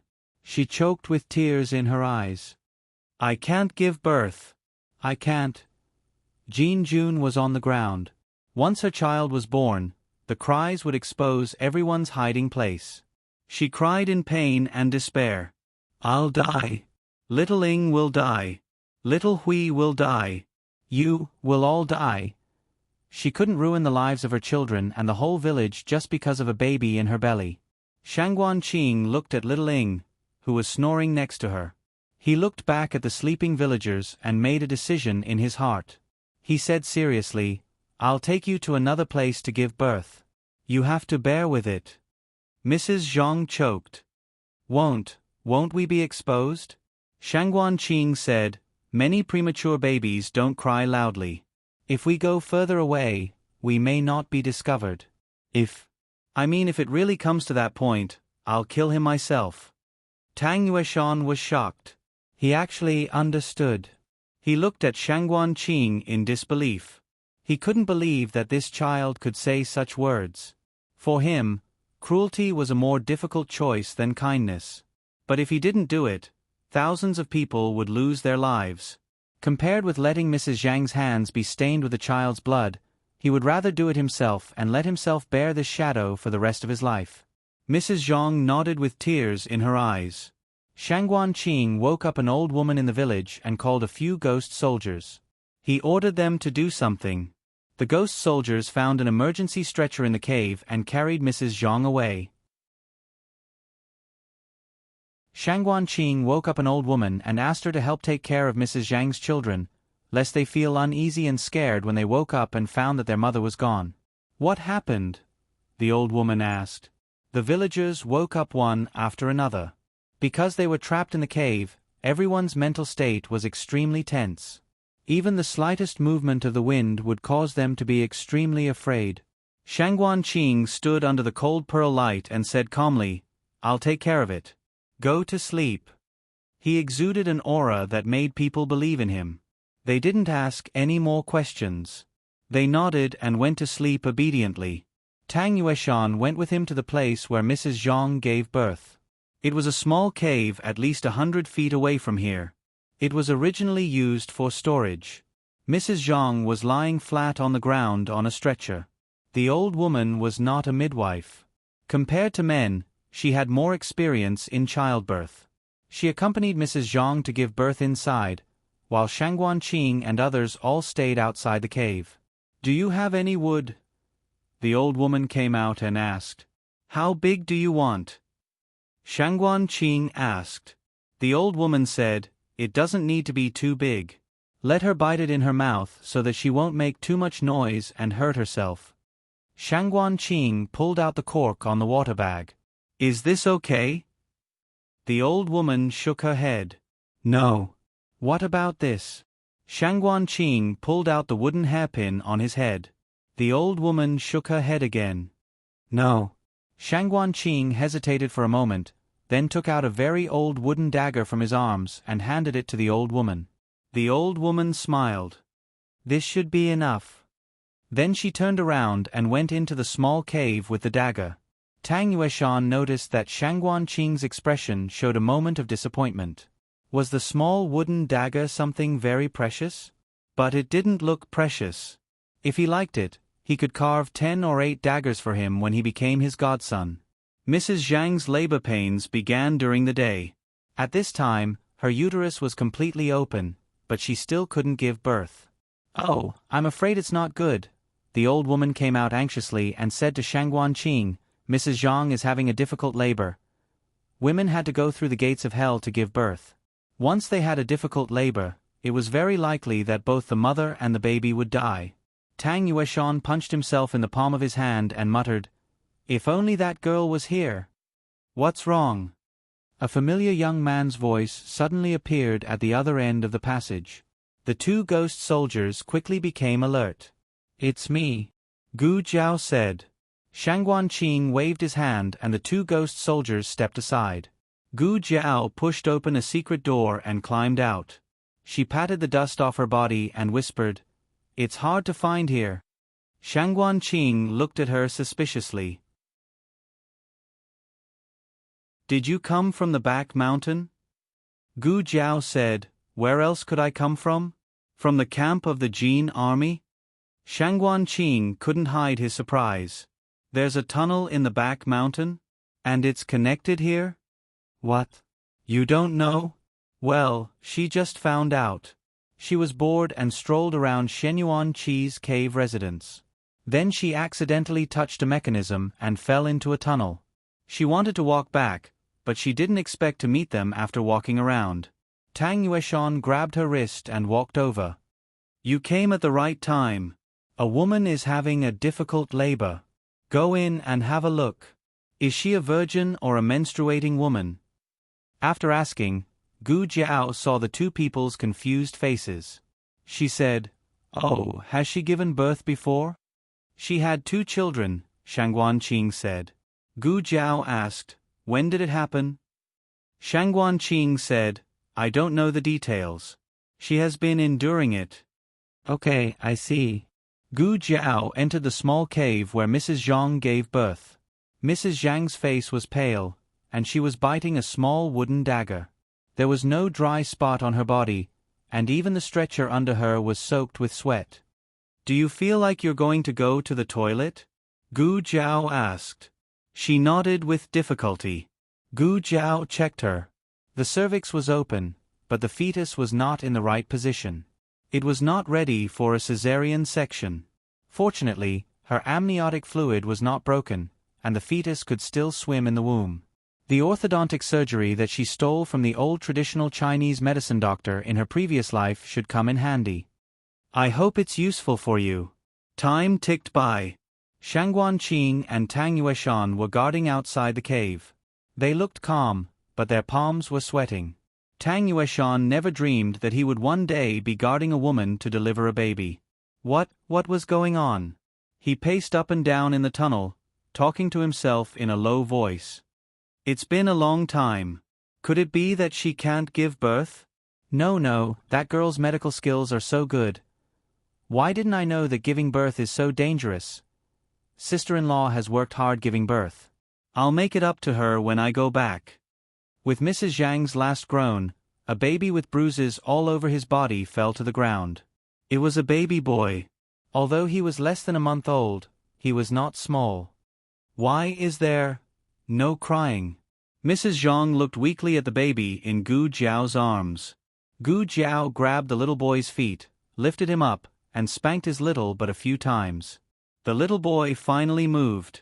He clenched his little fists, opened his little mouth, and cried. His crying was so loud that it made Shangguanqing and Tang Yueshan's hair stand on end. What happened to the premature baby? Even a full-term baby wouldn't cry as loud as him, right? In the tent on the ground, Jie Xingzhou and Elder Lu opened their eyes almost at the same time. Both of them had good hearing, but they were not sure if they had heard wrongly. The two of them walked out of their respective tents. When Jie Xingzhou saw Elder Lu, he was half sure. "Did you?" Elder Lu nodded. "I thought I heard wrongly. It seems that General Jie heard it too." Jie Xingzhou chuckled. "It's not a ghost crying in the middle of the night, is it?" Elder Lu said indifferently, "If General Jie believes in ghosts, I have nothing to say." Jie Xingzhou said coldly, Even if there is a ghost, I will find the crying little ghost." Elder Lu said, "The sound seems to be coming from underground." The two of them lay down and put their ears to the ground. At this moment, lightning flashed across the sky, followed by a clap of thunder. Wah! The baby's crying was perfectly covered by the thunder. The two of them stood up. Jie Xingzhou asked, "Elder Lu, what do you think?" Elder Lu said with amusement, "The commander of this operation is General Jie. I will listen to General Jie's orders." Jie Xingzhou looked up at the lightning that was jumping on the dome like a dragon, smiled, and said, "They are really lucky." "No, we are really lucky." A confident smile appeared on Elder Lu's face. "Although the thunder is dense and covers the baby's cries, we can be sure that there are people underground. We just need to dig 3 feet underground and we will definitely dig them out." Underground. Madame Zhang had fainted from exhaustion. Gu Jiao hugged the crying little guy and stuffed his thumb into his own mouth. He didn't even suck twice before he fell asleep. The people in the passage heaved a sigh of relief. Tang Yueshan asked with a last hope, "The first sound was not covered by the thunder just now. We shouldn't be so unlucky to be discovered, right?" Shangguanqing sent the ghost soldiers to investigate the situation. The information he got was that the Jin army on the ground had all been awakened by Jie Xingzhou. "It seems that they have discovered us and are preparing to dig the ground. But they don't seem to be sure of our specific location. They started digging in the village," the ghost soldiers reported. Tang Yueshan guessed it from his expression. He closed his eyes. As expected, there was no such thing as luck on the battlefield. The slightest carelessness could lead to death. Shangguanqing clenched his fists. Tang Yueshan knew what he was thinking. He patted him on the shoulder and comforted him. "It's not your fault. This place is actually very hidden. Ordinary crying can't be heard." These were not comforting words. He remembered that when Tang Ming was born, he was strong, but his crying was not as loud as this baby. His baby was comparable to Tang Ming's baby. Seeing that Shangguanqing did not speak, he asked, "Do you really want to kill this baby?" Shangguanqing looked at the baby in Gu Jiao's arms. He slowly loosened his clenched fists and sighed. "We've been exposed. Killing him won't help." Gu Jiao asked Shangguanqing, "How long can you hold them off?" Shangguanqing took a deep look at Gu Jiao and asked, "What do you want to do?" Gu Jiao lowered her head and took the baby's finger out of his mouth. She said, "He will still cry when he wakes up. When the thunder stops, the Jin army can easily find your location. I'll take him away." Shangguanqing said, "Where are we going? The Ghost King's lair? We'll be exposed." Gu Jiao said, "No, back to Cuyong." Shangguanqing was shocked. "You," Gu Jiao said calmly, "I'll go back to Cuyong to get reinforcements. Give me 2 days. The Black Wind Cavalry and the Imperial Army will arrive at the city. This would be the final battle. It's useless. Shangguan Qing turned around. Even if you get out of Ghost Mountain, you can't get out of Puching. It was easy to enter Puching, but difficult to get out. Moreover, the checkpoint at the city gate must be stricter if they wanted to catch people from Ghost Mountain. Even if he did it himself, he might not be able to successfully send them out of the city. Gu Jiao said, "We'll know if we can get out or not. Besides, you guard Ghost Mountain. I'll find a way to get out of the city. You just need to tell me which passage leads out of Ghost Mountain." In her dictionary, there was no such thing as retreating. Shangguan Qing asked, "Are you sure you want to do this? It's dangerous." She was not afraid of danger, but she thought of Shenyuan Qi. At this moment, she still had a strong intuition that if she left here, she might never see him again. Those secrets would also be sealed forever. 1,000 lives and the truth she wanted to find out. Without any hesitation, she made a choice in her heart. Digression, Shenyuan Qi, I heard that you want to leave me behind. Jiao Jiao. Asterisk the battle was almost over. The chapter of Yen Kingdom was coming to an end. The latest chapter of this book was not finished yet. For more exciting content, please scan the QR code below to download the app. The novel was updated faster. Millions of novels were free to read. There were all kinds of novels that could not be found on the internet here.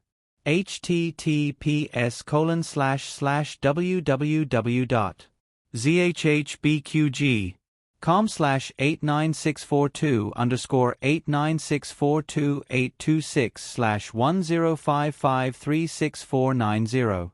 HTML Genius remembered the website address in 1 second. www.zhbqg.com Biku Gu mobile reading website, m. zhbqg.com.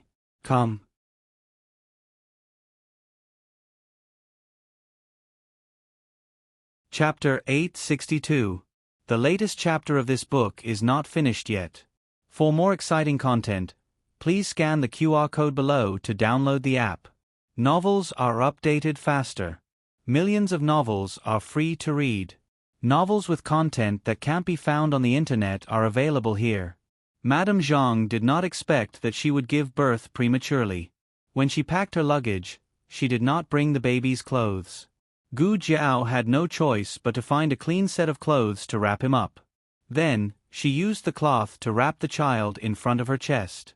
Tang Yueshan wanted to share her burden, but he didn't dare to touch the newborn baby. He was afraid that his hands and feet were too clumsy, and he would accidentally break his thin little arm. He carried his big bow on his back, dozens of arrows in the quiver, and a long sword at his waist. Gu Jiao's weapon was the silver spear that Black Impermanence threw to her. Although it was not as good as her red tasseled spear, it felt good. The failure and success of this operation were 50-50. If the newborn baby followed them, he might be killed by the Jin army. But they had to do it for the lives of the 1,000 people underground. "Are you sure you don't need to bring more people?" Shangguan Qing asked.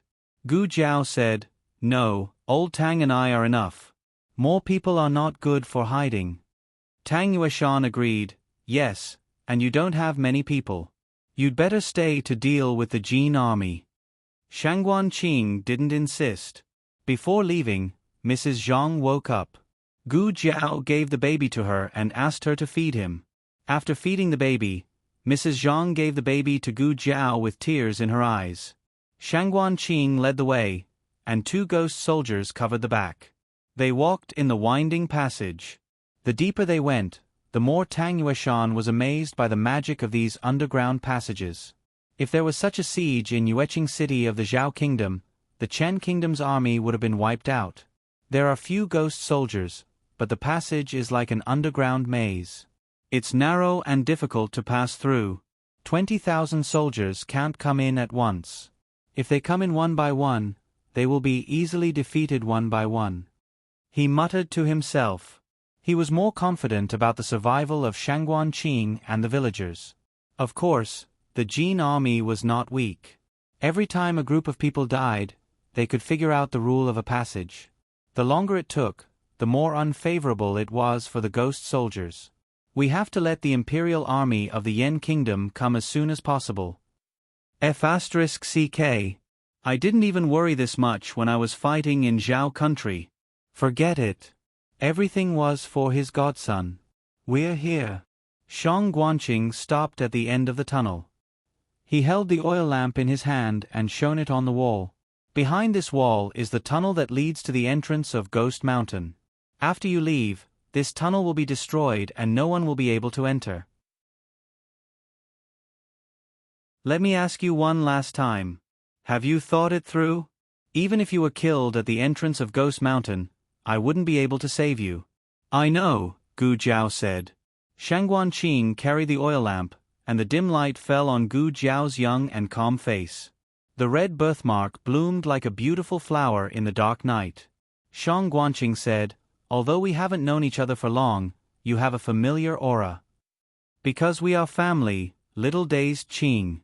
Gu Jiao said seriously, open the passage. I will get you out of here and take you to see your father, your mother, and your brother.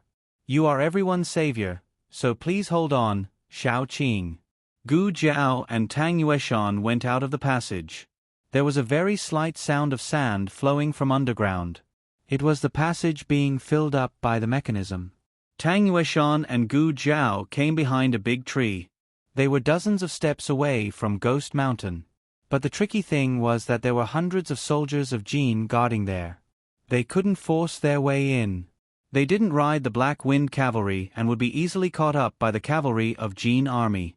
Tang Yueshan made a gesture and said silently, let's go around them from behind. It was not yet dawn and it was dark all around. If they were careful, they could avoid it. The premise was that the little fellow didn't cry. Gu Jiao looked at the sleeping little fellow and nodded slightly. Who is it? A Jin army soldier turned his head and shouted. It's a wild rabbit. His companion smiled and caught the wild rabbit. We'll roast it later. Gu Jiao and Tang Yueshan quietly walked behind the two. Ghost Mountain was high and it was very cold at night. More than half of the Jin army had gone to rest. Only a dozen soldiers were around the campfire, warming themselves while guarding the entrance. No one noticed that not far away, there were two silhouettes quietly passing by. Just as the two of them were about to walk out of the forest, Gu Jiao stopped in her tracks. What's wrong? Tang Yueshan asked her with his eyes. Gu Jiao said, I think I stepped on something. Tang Yueshan was about to speak, but the next second, he also froze. He swallowed and continued to make eye contact. I think I stepped on something too. The two of them raised their heads at the same time, only to see several rows of sharp knives hanging from the lush branches above their heads. The shiny tips of the knives were aimed at them. If they let go of their feet, it would rain knives from the sky. This was not an ordinary knife rain. It was made of silk and moved faster than arrows. Even an Hun would not be able to dodge it. It's over. It's over. This is what it means to die before the battle begins. Tang Yueshan said, Is the Jin army that powerful? Gu Jiao said, I think it's Shang Guanqing. This was supposed to be a way to deal with the Jin army. Unfortunately, she and Tang Yueshan were the ones who stepped on it. Tang Yueshan said, What do we do now? Wait.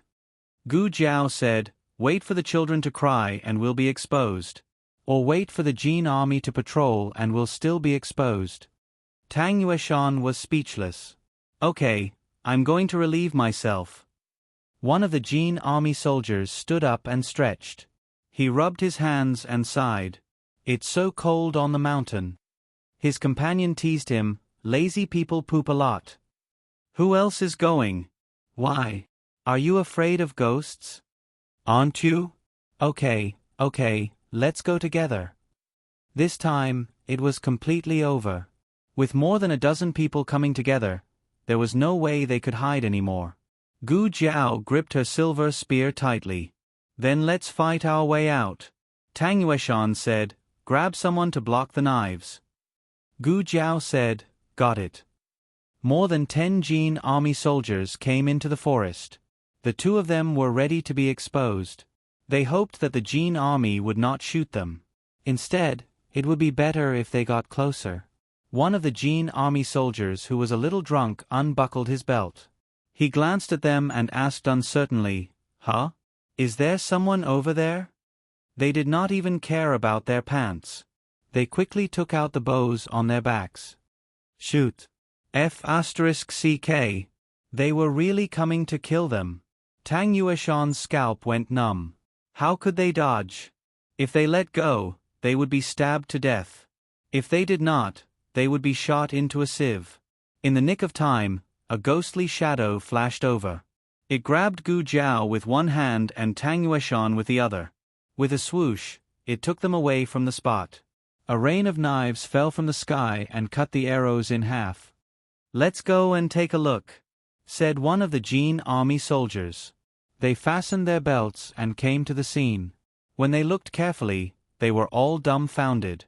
There was no one on the ground. There was only a prey that had been stabbed. "What?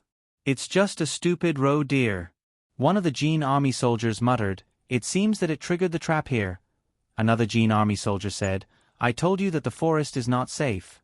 We should be careful in the future. Don't step on any traps." Gu Jiao and Tang Yueshan were taken into an underground tunnel by the shadow that suddenly appeared. Gu Jiao had guessed who it was. But she still took out a torch and shone it. When she saw the old face, she felt a long-lost feeling in her heart. It was as if the person she had been waiting for finally appeared. "It's you," she said. "Who is he?" Tang Yueshan asked. Gu Jiao looked at the man in armor and said, "General of the Yen Kingdom, Shenyuan Qi." Shenyuan Qi. As a general, Tang Yueshan had naturally heard of the generals of the Shenyuan family. But the one he heard most was the head of the Shenyuan family, the war god of the Yen Kingdom, Shenyuan Li, and Shenyuan Li's eldest son, Shenyuan Cheng, who was known as the Little War God. He had not heard much about Shenyuan Qi. "Ah, I remember now. He is Shenyuan Li's younger brother. Didn't he die more than 30 years ago?" Tang Yueshan asked. "He faked his death," Gu Jiao said. Shenyuan Qi's eyes fell on Gu Jiao's face. He said slowly, "You know about me?" Gu Jiao thought for a while and said, "Well, how should I tell you? Do you know about Shangguan Qing's background?"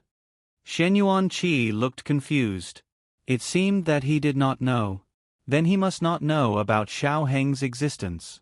It was better to use the identity of Duke Ongwa. Gu Jiao said, "Duke Ongwa is my adoptive father.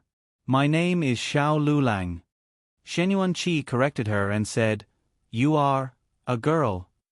This was not a woman's name. I almost forgot. When I fought with him, I revealed that I was a girl." Gu Jiao spread her hands helplessly and said, "Okay, my original name is Gu Jiao. Xiao Lulang is my identity in the Yen Kingdom. This is the token of Duke Ongwa, and this is the token of the Crown Princess." Gu Jiao took out 2 tokens and handed them to him. Shenyuan Qi did not take the tokens. He just murmured the name in a daze. Gu Jiao. Tang Yueshan could understand a little, but it was not comprehensive. He looked at the two of them in confusion. He did not understand why Shenyuan Qi faked his death and why he was in the Ghost Mountain. Also, this girl knew him. Could it be that Shenyuan Qi was the Ghost King in the back mountain? Tang Yueshan thought, "Oh my god, this is too exciting." "I want to leave the city," Gu Jiao said to Shenyuan Qi. "Wait for an hour," Shenyuan Qi said. Then, he turned and walked away. Gu Jiao followed him. Tang Yueshan stroked the big bough on his back and quickly caught up with him. Gu Jiao did not expect that Shenyuan Qi would be brought back to the cave in the back mountain, which was commonly known as the Ghost King's lair. Tang Yueshan saw the Black Wind King in the lair, as well as the Black Wind Cavalry that he brought back from the forest. The Black Wind Cavalry was very happy to see Gu Jiao and rubbed its head against her. Gu Jiao also touched it. "Boss." Then, the Black Wind King found a strange smell and sniffed in Gu Jiao's arms. "It's a newborn baby. I want to take him out of the city," Gu Jiao said to the Black Wind King. The Black Wind King sniffed and accepted the little guy's smell. After Shen Yuan-Chi returned to the cave, he went to the stone steps at the entrance of the cave and looked up at the endless night sky. His rusty armor reflected a cold light under the moonlight. Gu Jiao came to his side and sat down. She looked at him and said, "Have you remembered?" Since she had fallen off the horse, Gu Jiao decided to use her own voice. "Yes," Shen Yuan-Chi replied. "Not a much." Gu Jiao nodded and asked, "Do you remember why you came to the Ghost Mountain?" "Waiting for someone," Shen Yuan-Chi said. "Is it the person who built the Ghost Mountain tunnel?" Gu Jiao asked. "Yes," Shen Yuan-Chi said. "Who could be so powerful? Who could build such a sophisticated and huge project?" Gu Jiao could not help but think of the First Lord of Shadows. But soon, she shook her head. If that person was the Lord of Shadows, why didn't he come to see Shen Yuan-Chi for so many years? Gu Jiao felt that the First Lord of Shadows was probably no longer in this world. The little guy in her arms twitched. Gu Jiao patted him gently and said to Shen Yuan-Chi, "By the way, I saw your son, Shen Yuanzheng. He is now a monk, and his Buddhist name is Liaochen." Shen Yuan-Chi's empty eyes flickered. "He's still alive." He did not doubt Gu Jiao's words. So both father and son thought the other was dead. Gu Jiao nodded and gave him an affirmative answer. "I met him in Zhao country." At that time, he was already Master Liaochen in the temple at the back of the mountain. Shen Yuan-Chi was already half a living dead. It was difficult for him to have any complicated emotions. But Gu Jiao still felt a little different from him. He said word by word, "It's good that he became a monk." He was not really a monk. It was just a disguise. When you and your father meet each other, he will tell you about it personally. Gu Jiao said, he should be coming to the border soon. Liaochen secretly escorted little Jing Kong. When little Jing Kong safely entered Zhao country, he would leave for the west. He always thought that you died in the hands of Shetian. If he knew that you were still alive, he would be very happy. Gu Jiao said, paused, turned to look at him and asked, "Do you remember what happened with Shetian back then?" The latest chapter of this book is not finished yet. For more exciting content, please scan the QR code below to download the app. The novel is more complete and updated faster. Millions of novels are free to read. There are novels with connotations that can't be found on the internet here. https://www.zhbqg.com/89642-826/1055155870. HTML Genius remembered the website address in 1 second. www.zhbqg.com Biku Pavilion Mobile Reading Website. zhbqg.com.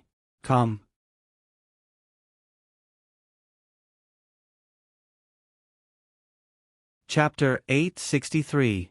The latest chapter of this book is not finished yet. For more exciting content, please scan the QR code below to download the app. Novels are updated even faster. Millions of novels are free to read. Novels with connotations that can't be found online are all here. He hadn't heard this name for many years, but the memory of it didn't fade.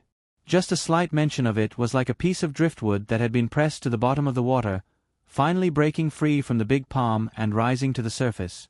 I once fought with him.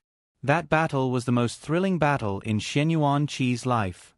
Shetian was clearly only a 13 or 14-year-old boy, but he showed more terrifying strength than Shen Yuan-Li. Shen Yuan-Chi only found out later that it was because he had been poisoned by purple grass poison. The poison stimulated his potential, but even so, his talent was unique in the world. Other than the First Lord of Shadows, Shen Yuan-Chi couldn't think of anyone else in the world who could defeat that boy. "I lost," Shen Yuan-Chi said. "So, you two still fought. Since you lost, how did you escape?" Gu Jiao remembered that Shetian's mission was to kill the Lord of Shadows, and the Lord of Shadows at that time was Shen Yuan-Chi. Combined with the information she got from the border, Gu Jiao speculated that the goal of the Sword Hut back then should be to destroy the entire Shadow Organization, including the State Preceptor Hall and Shenyuan family that were under the protection of the Shadow Organization. Shi Tian had no reason to let Shenyuan Qi go, unless he was also heavily injured. He stopped. Shenyuan Qi said. Gu Jiao was slightly surprised. Why? Shenyuan Qi mechanically and slowly shook his head. I don't know. He fell to the ground with serious injuries. Shi Tian's sword was at his throat, but the sword suddenly stopped moving forward. He looked at Shi Tian in surprise. His vision was already blurred by blood, and he couldn't see Shi Tian's expression. But he could feel that Shi Tian was looking at him, and Shi Tian's murderous aura faded little by little. In the end, Shi Tian didn't say a word, turned around and left. He left. This didn't conform to Shi Tian's style. In fact, whether it was Shi Tian in the past or Long Yi now, once he received an order, he would complete it at all costs. Gu Jiao rubbed his chin. It's so strange, you said that Shi Tian was looking at you. Did he see something on you that made him stop killing you? Shenyuan Qi. I don't know. Gu Jiao. Do you have any special items on you? No. The only special item on Shenyuan Qi's body was the shadow token, but before the Sky Splitter made his move, he had already secretly handed the shadow token to Shenyuan Zheng. Gu Jiao really couldn't figure out why Shi Tian stopped for no reason. Gu Jiao originally thought that it was because both sides were injured that led to the situation later. Not long after Shi Tian fought with you, he lost his memories. He mistakenly entered the Xinyang princess residence and became a dragon shadow guard. I once wondered if it was you who beat Shi Tian until he lost his memories? I don't think so. Shenyuan Qi said. Now you can. In other words, he didn't have this ability at that time, but Shenyuan Qi, who had become half a living dead in Ghost Mountain, had reached a realm that ordinary people couldn't reach. Gu Jiao. Then what happened? After Shi Tian left, did you come to Ghost Mountain immediately? Shenyuan Qi. No. After that, he was chased by the Sword Hut for several years. After he finally faked his death as the second Lord of Shadows, he finally returned to the Yen Kingdom. However, what greeted him was the bad news that the Shenyuan family had rebelled and was destroyed. Everyone was dead. His eldest brother was dead, his sister-in-law was dead, Chang'er, his brothers, and Zi were also dead. The crown princess was deposed, and his sister, Empress Shenyuan, was banished to the Cold Palace. He couldn't even contact any of the old subordinates of the Shadow Guards. He thought that they and Zheng had all been killed. Gu Jiao said, Shenyuan Zheng didn't return to the Yen Kingdom after you parted ways, but stayed in the Zhao Kingdom. The old subordinates of the Shadow Guards you mentioned might have gone to the Zhao Kingdom to look for him. Shenyuan Qi suddenly realized, no wonder I couldn't find them. Continue, Gu Jiao said. Shenyuan Qi didn't continue. After he returned to the Yen Kingdom, he saw that the Shenyuan family had been severely damaged. He was greatly affected, and his old injuries hadn't healed yet, so he fell ill. He lost the will to live. When he was about to die, he heard that person's voice. Shenyuan Qi, I need your help. Wait for me at Ghost Mountain. Help me do something. What is it? When the time is right, you will know. How do I know when the time is right?